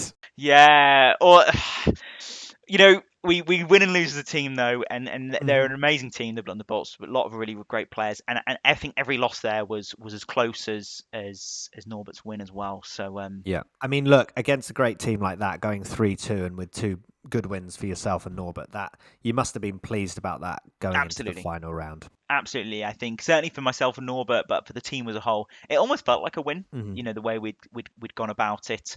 Anyway, I'm really pleased that for the Blunderbolts themselves go on and get a good result for the weekend too. Well, let's hear about the final round and see if the team can bring it back on track. So actually, before we do move on to round 4, you managed to get yourselves a couple of very special guests on the podcast. Do you want to introduce them for us? Absolutely. I got a little mic happy, I think, after a couple of interviews with my opponents. I was really enjoying just going around the event and chatting to people. Firstly, I managed to catch up with my teammate Norbert straight off of his round 3 exploits. Yeah. Probably better than me describing how that game went. Should we hear how Norbert's finding the tournament? Let's do it. So I'm here with my teammate, Dr. Norbert. There's a bit of a break between rounds. We are at the end of round 3, and sadly, our team just narrowly lost that round. We lost it 3-2 overall. Yep. Norbert, talk to me first about your impressions of the event so far. We've still got 1 round left. How are you finding it? How are you enjoying being on Second Breakfast Club? Well, nicely arranged. I mean, organized, I should say. It's been going really smoothly, and we've been going to time. Also, I don't think many games or any, sorry, I should say none, have gone to time, which is really good because nobody likes draws. So that's fantastic. And the matches have been really tough. Everybody's been a really tough team to play against, so it made it a little fun. And we've been on a roller coaster up and down on this. We've been on a real roller coaster. So just to remind the listener, first round we won it 5-0. Didn't we? Every player on the But the games are hard. So they could have gone either way. It was so narrow. So what was your first round? What was your first round opponents? It was Jonathan, which is amazing. I remember that. It's been a long day. And he was playing X-Men. He played Cyclops X-Men. But unfortunately, I won the priority, so I got to pick my secures. And so that's why he tried to use Cyclops to try to deal with the attrition. Right, and that got you a Shadowlands, or did it? Shadowlands, absolutely. Yeah. Yeah, because it was intrusions. So Shadowlands. Fantastic. Yeah. And how? Yeah. But it went. He was fighting the entire time. I think I won that 17-15 or something like that. I mean, it wasn't a sure. And we went to round 5. So yeah, he was playing great. All things considered, it's not their forte. So well done, Jonathan, for matching it, and well done to you, Norbert, for winning that round 1. Our team then went into second round, high off our big 5-0. Sadly, we were 0-5, weren't we? 0-5, yeah. But again, everybody lost by only 2 points, 3 points. Absolutely, yeah. Very, very narrow. Who was your second round opponent? Second round opponent was a really nice guy named Peter, and he was playing the classic Steve One Avengers roster, and he had all the toys. It didn't seem like he had to give up anything. Oh, wow. In fact, I had Brace too, now that I think about it. It was like, Brace and all the best splashes. Yeah. Unbelievable. Was it close? Were there very close moments? It was very close. I lost that one by 2 points. And so 17-15, yeah. He had some incredible luck. I mean, I was getting one shot at a lot. I was playing Kingpin this time, and so I wasn't going for attrition, but he literally one shot Bullseye, literally shot one shot. Black Cat, one shot. Mummy, one shot. Somebody else at crucial moments. The Black Cat one stung the most because she was about to steal a extract off a cable. Oh my God, that's literally the difference, right? There's a 2 point swing. Yeah. Wow. So a bit of a roller coaster. We then get paired up against a London rivals team, the Bolts for round 3. Pairing process occurs, and who do you get matched up against? I got patched up with the one affiliation that we specifically said you shouldn't be patching me up into. I don't know how that worked out. I blame our captain, really. Our captain seemed to make a bit of a blunder when it came to... You're the captain. Oh, it's just unfortunate then. I think just the dice didn't land. You win some, you lose some.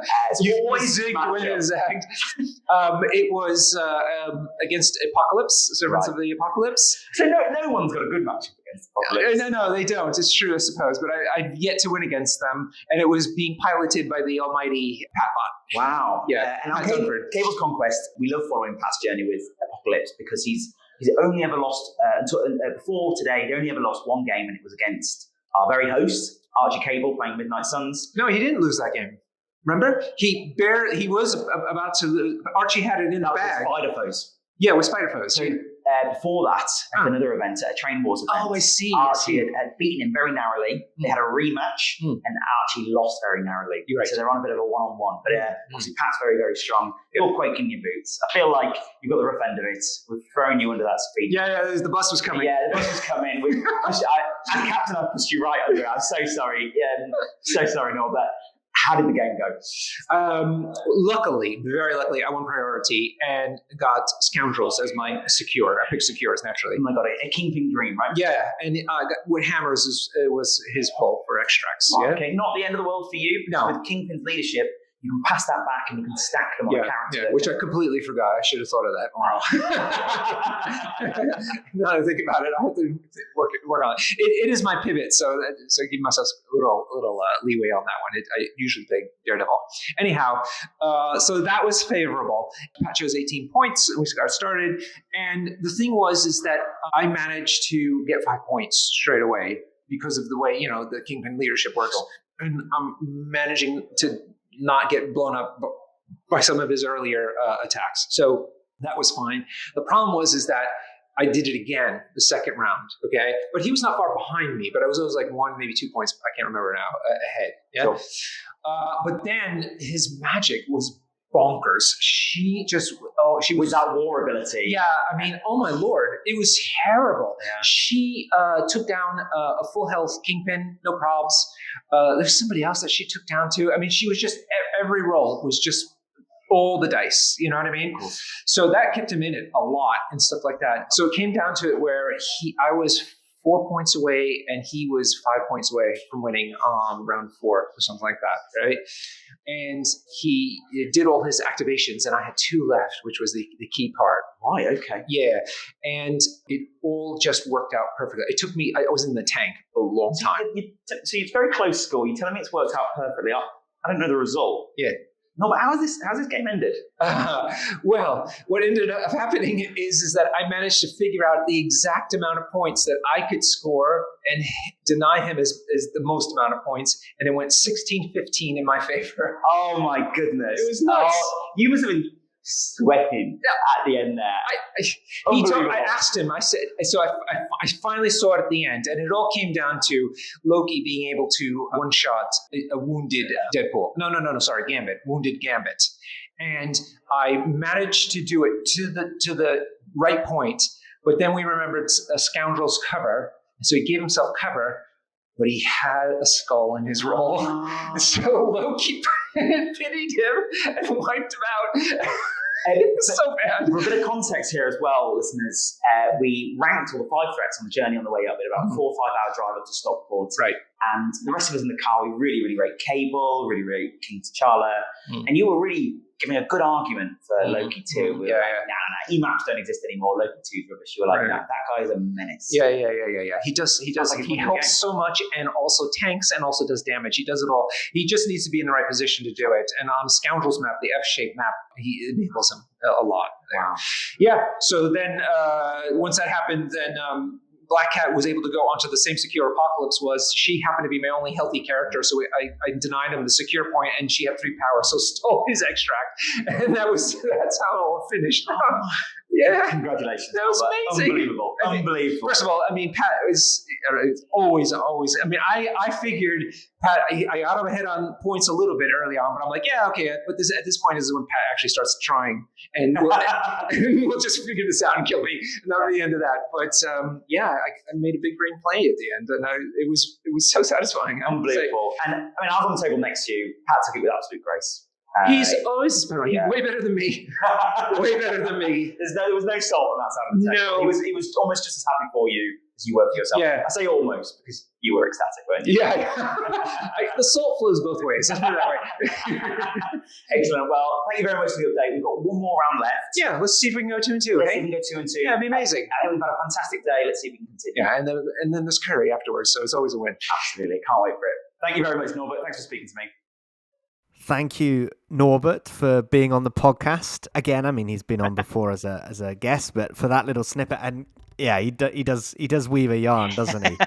You also managed to get an excellent interview with one of the teams going into the final for the final round. Another friend of the podcast, Norbert's fellow co-host, Jamie. Shall we hear from Jamie? Absolutely, yes. Let's hear how he was feeling before going into that final.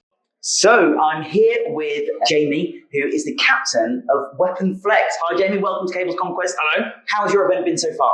Brilliant. Finally, I'm being interviewed by you. I appreciate you asking and not just making me manhandle you in the corridor, forcing you to interview me.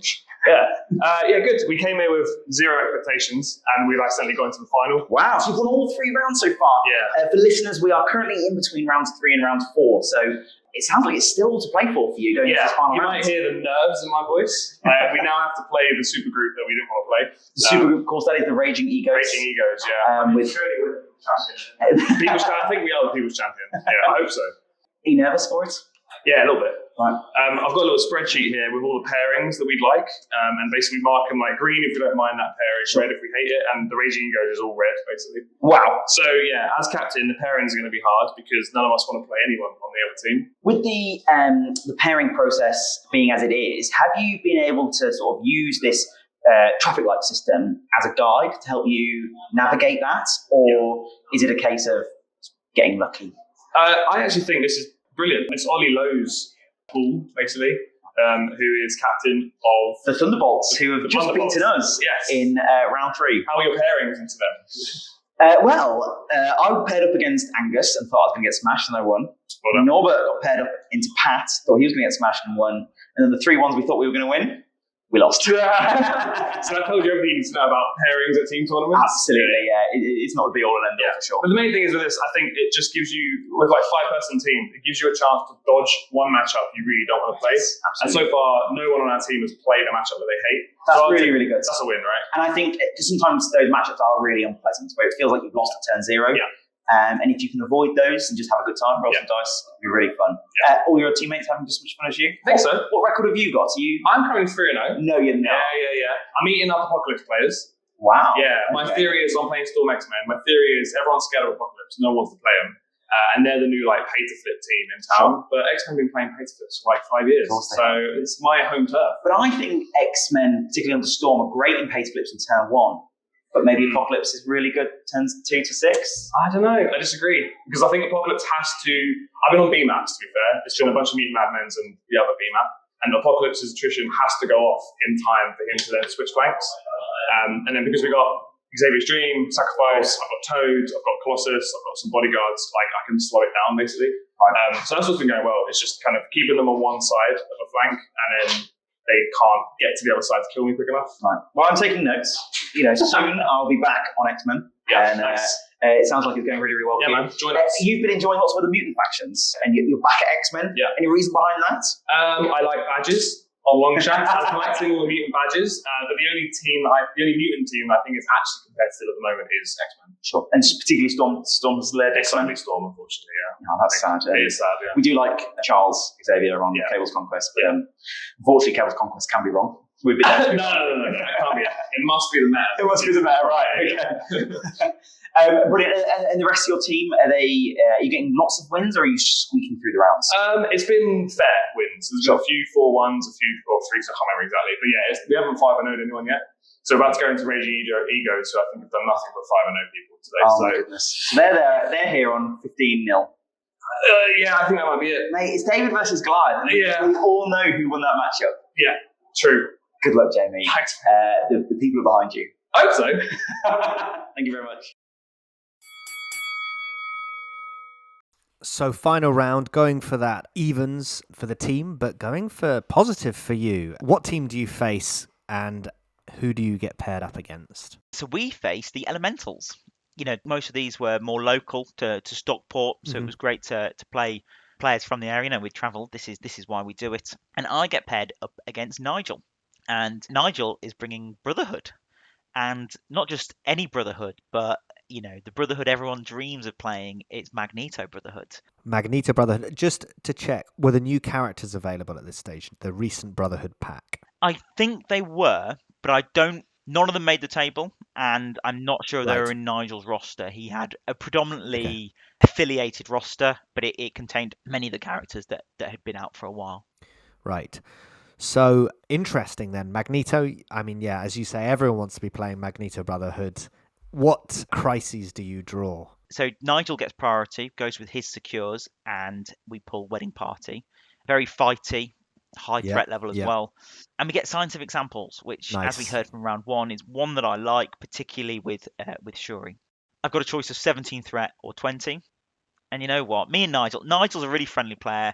We get on really, really well, particularly from the start. He tells me his main game is Middle-earth. So you're all friends. Exactly, we're all friends. I got Harry sat next to me. Of course, we met him playing Middle-earth as well. So we're all chatting about that. We're all getting on. So I'm like, you know what? Let's get our toys on the table. Let's have some fun. So we go 20 threat. Good. And I like my 20 threats. I go with tried, tested, Baku. King T'Challa. No King T curveball this time. No King T curveball. But I do make a slight change. Instead of Okoye, who's come practically every game, because I still bring Red Skull, I bring Gambit and Shuri. Interesting. So you don't quite have the attack redirection that we talked about. No. So the thinking here is Nigel's got priority. These are incredibly fighty secure, and I've got a lot of threat to play with. Essentially, I just want to be doing as many valuable attacks as possible. Mm-hmm. I want Shuri for the samples, and she can be someone who can sort of sit between the 2 points, sort of out of threat range, but be pushing his characters off them. Meanwhile, giving all my other characters rerolls to give them sort of better quality attacks. And I've still got all my explosive characters. And Gambit, he's not seen the table yet this event. Hopefully he can be just as explosive. He's also got his push. I'm looking to sort of try and move his characters off the points or daze them, essentially. That's the plan. And knowing that I don't have priority, I'm going last. So I'm getting that last action, getting that last attack to hopefully get up on points. Yeah, that makes sense. I guess, that's the thing with this wedding party is it's pretty aggressive. So you need to be aggressive as well. How does it pan out? Well, so Nigel, as I've said, he goes with Magneto and he brings lots of characters that you'd see regularly with Magneto. He brings with him Juggernaut. So there's 11 threat in those two there. He brings Blob, takes him to 14. He brings Toad, of course. And his last character, and one I was not expecting to hit the table, but I wonder if there's a little bit of, it's the last game, let's get my favourite characters out. See Sabretooth. OG Sabretooth. OG Sabretooth, yeah. Not a character I see a lot. Not a character I've really ever seen. I think I've played him more than I've seen opponents play him. And I've only played him a handful of times when I only had 10 models painted, him being one of them. Yeah. So, not a character I see a lot. And actually, it's a bit inspired by Nigel because I go up and my first move is to use M'Baku, and I pick up the sample that's sort of next to the right hand wedding party. This is great for him. It gives him a target, but it means that I'm not too worried because he's mostly got physical attacks, doesn't really have any energy attacks, and M'Baku can hopefully tank those 7 health 4 defense dice. And that's what Sabretooth does. He long moves and he attacks. Him long move and attack does a bit of damage onto M'Baku, but more importantly, it gives him power, which then enables Nigel to straight away Asteroid Air Magneto onto that point, and he does the business. Yeah, sure. I mean, double tap. He double taps M'Baku. M'Baku's got no defensive tech. I've left Okoye at home, so I don't have the attack redirection, no sacrifice.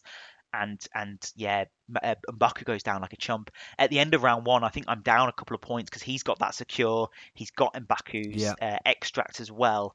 I think we're evens on the other side. Your Blob has gone and he's picked up that extract instead. Sure, he's picked up my back one. Toad's picked up his. Oh no, maybe even Juggernaut picks up his back one, and then sort of double moves towards the Magneto side as well. So he's got so much threat on this side, and I've got a dazed M'Baku, and I think I even attack Sabretooth with Red Skull, and again another round 1 mistake because then Sabretooth just aggressors onto the point as well. Yeah. So now he's sort of body blocking the point. I've got my dazed leader right in the middle of them all. He still has priority. Like we said, when you've got the same amount of characters, it's really, really difficult to switch priority early doors. And top of turn 2, M'Baku's KO'd. Wow. Yeah, I mean, with Magneto standing there, it's going to happen. Yeah. Oh, that's a tough... I mean, Asteroid M round 1, I'm always a bit like, is that the right play? But actually, this sounds like an absolute dream scenario for him being able to get rid of your leader. Absolutely. And he gets that points lead because of that early round 1 play. And even through round 2, he's able to sort of maintain it. I'm 4 threat down. I'm a leadership down. Fortunately, on the other side, I think I essentially managed to daze and then eventually KO Blob quite easily with M'Baku. I'm rolling my energy. With M'Baku? With Gambit? Sorry, with King T actually does the business. I've got both Gambit and King T over there, but Gambit's just moved onto the point to contest it with him. It's actually King T that finishes him off with his, he's rolling lots of energy dice into Blob's low energy defense, and he's able to remove him. So I'm a leader down, but I have also taken a 3 threat off the table as well. I'm now as well, Red Skull is starting to sort of put a little bit of attrition pressure, helped by the grunts, helped by Shuri's rerolls. And because I've dealt with Blob, who's the only character on that side, I'm able to sort of keep Gambit there. Yeah. And King T is then able to pivot and move into the fray. Yeah, and he's good at pivoting. We talked about this in Exactly. the intro. That's part of the stick. Exactly. His long move, he's just gained loads of power from my other characters being beaten up, plus he's taken Blob off the board. And I'd say but priority's been handed to me because M'Baku's gone before he's activated, whereas Blob got KO'd after he'd activated. So priority has come to me, and top of round 3, I do my Wakanda Forever, and this is the turning point. Really, I think it ends up putting us on very, very similar scores going into round 4 because I'm able to essentially daze Magneto before he goes. That's big. I only need to do one damage into him. I'm also able to daze Sabretooth, and essentially all he's got left that turn is Juggernaut. And Juggernaut's fantastic at holding onto an extract, but it's only and he can move people off points, but he only gets 1 attack. And if you can sort of go before him and go after him, which because I dazed all those characters I was able to do, I was able to essentially outscore him on the point he was on. But obviously King T had come across. Red Skull was there. I've got the grunts, and Shuri's sort of staying close enough that she can hand rerolls, but at a nice safe distance.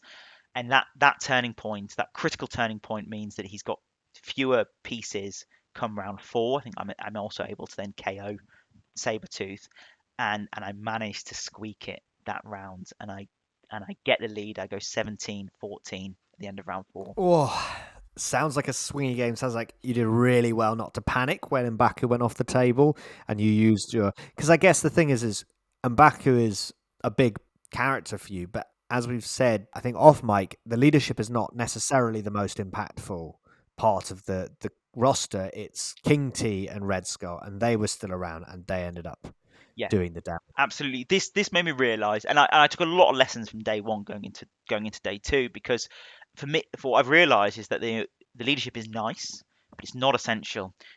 What's more important is your other explosive characters and keeping them alive. And actually, every attack into M'Baku is 1 fewer attacks into King T, so that sort of worked. Yep, the leadership is great. And I don't mind M'Baku getting dazed either, because if he wakes up, and I obviously misplayed it in this game, because he came up and was just KO'd. But a card like Survival would have been perfect in this moment, because he would have had not only the power to play Survival, but then in his round, he would have also still had some remaining power to hopefully Spender, Builder, and just do everything he wants. His throw is really cheap, so he doesn't need to do much of his Builder to make that happen as well. And he can just attack lots of targets. They're all bunched up around him. So while I misplayed it in this game, I saw the potential in him. Yeah. And Red Skull was just so consistent. The amount of times I rolled 6 dice and got 6 damage, I was just rolling loads of blanks and hits. Yeah. That's... It's a 75% chance of success on a dice. Absolutely. It's pretty insane. And you don't mind the shields either, because that's getting you your push trigger as well. So yeah. And also, you in this match, where the wedding party's counting as 2, you had 1 more character than him for secure purposes. And that, I think, the grunts being in there is brilliant for absolutely. It meant in those later rounds that he'd already burned Asteroid M. His efficiency was much, much lower, because I had the grunts coming back into play, double moving onto the secure. Right now they need to get dealt with. So that's another attack that's not going into Red Skull, not going into King T, because they've got to deal with the grunts, because they're a healthy character. Question I've thought about: how did you find playing against Magneto Brotherhood without Brace? If I'm honest, I didn't feel that bad about it. Largely, Red Skull made sure that there wasn't many energy attacks coming in, so I was able to stay on my Mystic side, so he wasn't taking collision damage. Yeah, sure, it's quite nice. And King T was he was out of range until later in the game, when there were just other more appealing targets. So I actually didn't find it as oppressive as I thought I was going to. Yes, there were lots of throws, but if you can manage their action economy in other ways, it's just like them getting an attack.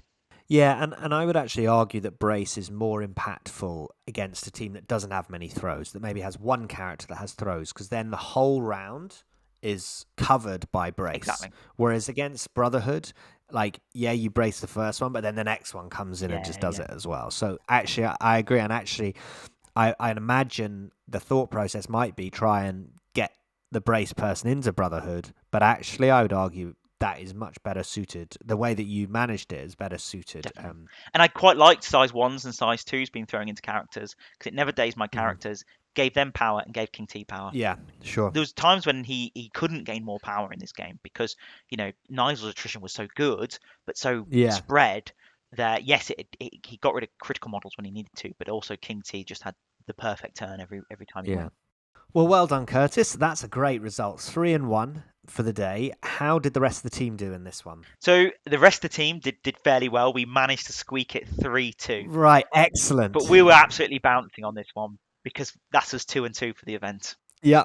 And does that finish you? That finished you 8th, is that right? 8th out of 16. So that feels appropriate, because you had a very mirrored day. 5-0, 0-5, 2-3, 3-2, 8th place, bang in the middle. That's a great result for the Second Breakfast Club. I'm really pleased to hear it. Absolutely. And I felt we had great team unity throughout the event. Spirits were really, really high. We learnt loads. Obviously, it's a very similar team. Obviously, you're subbing in for Norbert for WTC. I feel like I can't wait to hear about it. Yeah, I feel like we're cooking. Good, excellent. Yeah, well, I'll have to get all the team tactics off mic, of course. But why don't we pause there and we can hear about the event as a whole? Fantastic.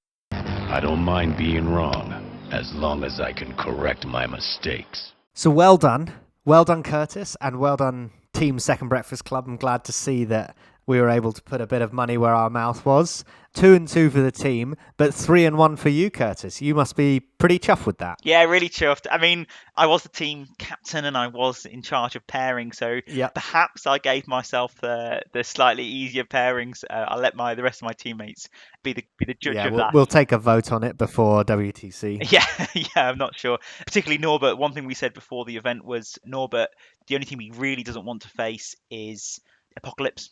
And the one team he did face was we put him into Apocalypse. The Apocalypse. The Apocalypse players. However, it shows what Norbert knows. Yeah, he doesn't know anything. Don't listen to Norbert. He doesn't know anything. He can do more than he can ever dreamed of. For sure. But we'll see how that goes. But no, I was really chuffed with my performance, and I learned a lot. It made me sort of still continue to love the roster, to love playing with Wakanda. It set me up really nicely for day 2, which was the singles. Yeah, we're not going to do an episode on the singles, and the reason mainly is because you have gone to another podcast to do an episode. Very good friends of the podcast. We've heard from them today. The Across the Bifrost podcast did a Wakanda episode featuring Curtis, so go and check that out on their podcast. But just give our listeners, how did you get on day 2? So I similarly went 3-1 and finished 4th overall. I was the highest ranked 3-1 player, losing sadly to Pat in the final. I couldn't repeat the heroics of Norbert. Oh, we've been on that sob story before with Cable's Conquest, haven't we? Really we'll have to sit down with Norbert and ask him for all his trade secrets. Yeah, what's his secret spice? But well done. I really enjoyed it, and I was able to put a lot of the lessons from day 1 into day 2, and it really rewarded me. And how did you find, because obviously in day 1 you've got a lot of restrictions, did you feel that you made a lot of changes to the roster going into day 2, or did actually the roster that you took on day 1 reflect a pretty strong Wakandan team? So I do think day 1 reflected a very strong Wakanda team, but the one thing I doubled down on in day 2, when I didn't have the same restrictions, was bringing in more attack redirection, more ability to keep those key characters alive and more effective in their turns. So Lizard, who came in as sort of he was really, really useful in that game against Angus as picking up that central extract, but he's not keeping King T alive. He's just grabbing an extract and staying alive himself. So he came out for Luke Cage, and Luke Cage with his taunts is too dangerous to ignore, and his heroes for hire, which gives him not just a attack redirection but a bit of extra mobility. That was a really powerful upgrade for day 2. Yeah, and did you bring Sacrifice? Yep, so Sacrifice came in as well. All the redirection between and Okoye and Luke Cage were. I mean, Okoye, I very much learnt was an every game piece. I think I could have done with her in that last game against Nigel. Yeah, sure. So I learnt my lesson there, and she came every single game day 2. And actually, in that final game against Nigel on day 1, you'd have probably swapped out Gambit for Luke Cage, I would imagine. Absolutely. At 20 threat, because that gives you your attack redirection. Absolutely, that's true. My other character that never saw the table on day 1 was Black Widow, but not because she's a bad character, not because I didn't need 2/2 threats. The situation never arose. She's there for 18 threat, and I never played 18 threat. But she did drop out for day 2. She was there as a potential extract grab at 18 threat. It still allows me to bring Okoye and Red Skull as well as M'Baku and King T as we discussed. But she came out for Nebula. Ah, so doubling down on the aggression. She's great. She can go and run and pick up an extract for 2 threats. She does that job very, very well. She's probably second best in class to Toad. Black Widow, this is, I should point out. This is Black Widow, yes. But, my characters either need to be keeping my other character alive, or they need to be killing my opponent's characters. And sadly, she's not doing either of those jobs. And Nebula performs that task very, very well, particularly if they're holding extracts or sitting on secures. Interesting. Well, it's good to hear that the kind of core game plan was able to be replicated in the teams. How did you find the team format overall? I know this one is a particularly strict one, and you had some debates. Upon reflection, do you prefer this format? Because this was your first Highlander event, is that right? I think so. My first true Highlander. Might have done a 3-player one many moons ago. Again, that's nowhere near the level of restriction when you've got 5 players. It was fun. It was really, really fun. You're having to solve lots of different problems in your team because you have to take all the crises. But it's funny because I actually think that narrows the choices and the number of different affiliations that you see at the event, because there is because everyone is has to solve the same problems. They're often bringing the same really good tools to do that. So most teams had 3 affiliations that were very similar, or 3 affiliations, or even 4 affiliations that were the same, and then one bit of spice because there's a particular person that wanted to play it with spare characters. Yeah, that's interesting that you say that, because that's exactly the same thing that I took away from Nations last year, was that actually instead of spreading it out and seeing more characters, you often like focused in on affiliations, and maybe you had the odd splash that was a bit different, but yeah, you definitely like streamlined the affiliations more. Exactly, because I think if you have the Highlander for the characters, meaning you need to take 50 unique characters, but you don't Highlander anything else, it means you get anything on the spectrum from 5 attrition sides to 5 objective sides, and every combination in between. Yeah. Whereas because every crisis needs to be taken and tactics cards really need to be shared around, I'm looking at you, Briggs. Everyone wants it. Only one person can have it. Only one team can have fallback. So it often means that you're bringing 3 attrition sides, 2 scoring, or 2 attrition sides, 3 scoring, because you need to hit every crisis. And do you think that's because of that's the crisis restriction more than the team tactics? Because I know Absolutely. that the tactics cards are the thing that people complain about, basically because Brace is such a baked-in card to most rosters these days. But actually, it's the crisis cards you think that are the restrictive part. Definitely, and it's because it's the crises are the problems that you're trying to solve, and when you play a game of MCP. Great thing about MCP is that problem is different every game, because it's a combination of the problems you think you're really good at solving plus a problem you think your opponent thinks they're really good at solving. Combine the two, and then how do I deal with it at the table? And by restricting those crises, within the team, there are fewer solutions, and those solutions by now are quite well known in terms of at least approach. So I think there was actually more variation in characters and teams on day 2 at the singles event. Right. Yeah. Interesting. How did you find the event as a whole? Element Games is a cool place, isn't it? Yeah, I thought it's my first ever visit to Element Games, which is really surprising. We've both come from Middle Earth, and I know they do lots of big Middle Earth events up there, but had never made the trip before. Venue's fantastic, tons and tons of tables, tons of space. They've got a fantastic shop there. When you lose, you want to condole on yourself, you can go spend more money on toy buy soldiers. Some toys. Yeah, or if you win, you can go and celebrate, buy some toys. They had everything, and on your doorstep, there's some really, really cheap accommodation and some great food place as well. Feels like a little self-contained area. You're not in a big town where it's really, really busy with lots of other people. There's everything that you need around it, and the local community seems really good. I thought the terrain was fantastic. Yeah, I've seen some photos. They look incredible. Yeah. There was, I don't know which club it is, so do forgive me if you're listening, but there was 10 tables in particular, which they were perfectly themed with a themed backdrop as well. And those backdrops I really, really rated because it neatly cut off each person's space. Yeah, okay. Great things about if an event can have that quality of life space around the table for you to put your tokens, for you to put characters that you're not using, your box or whatever.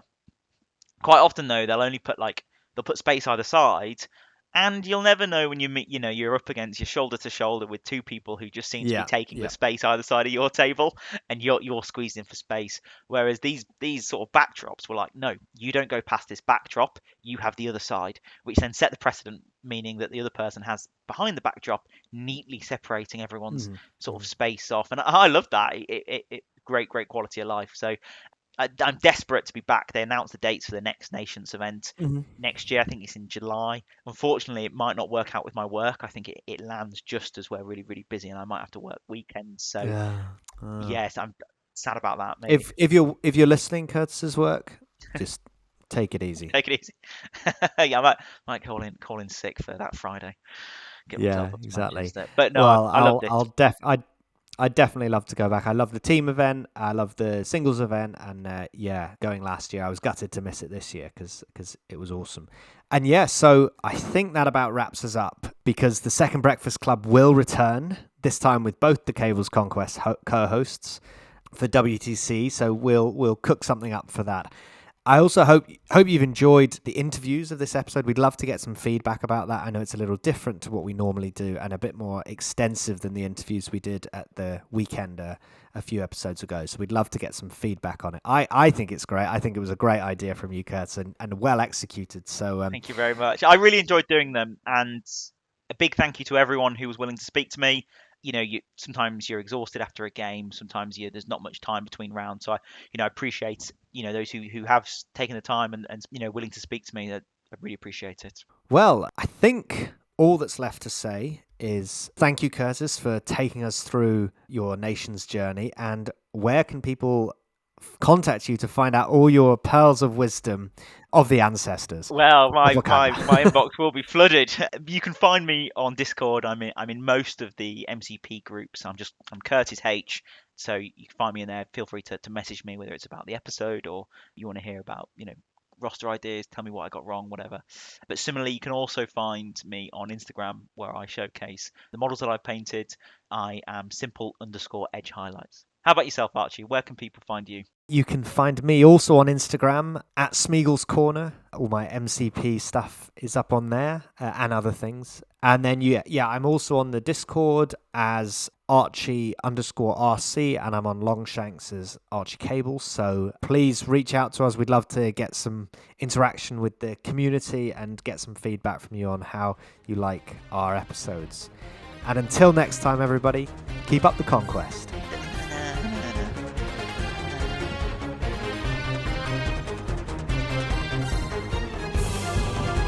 The name's Cable. Remember it.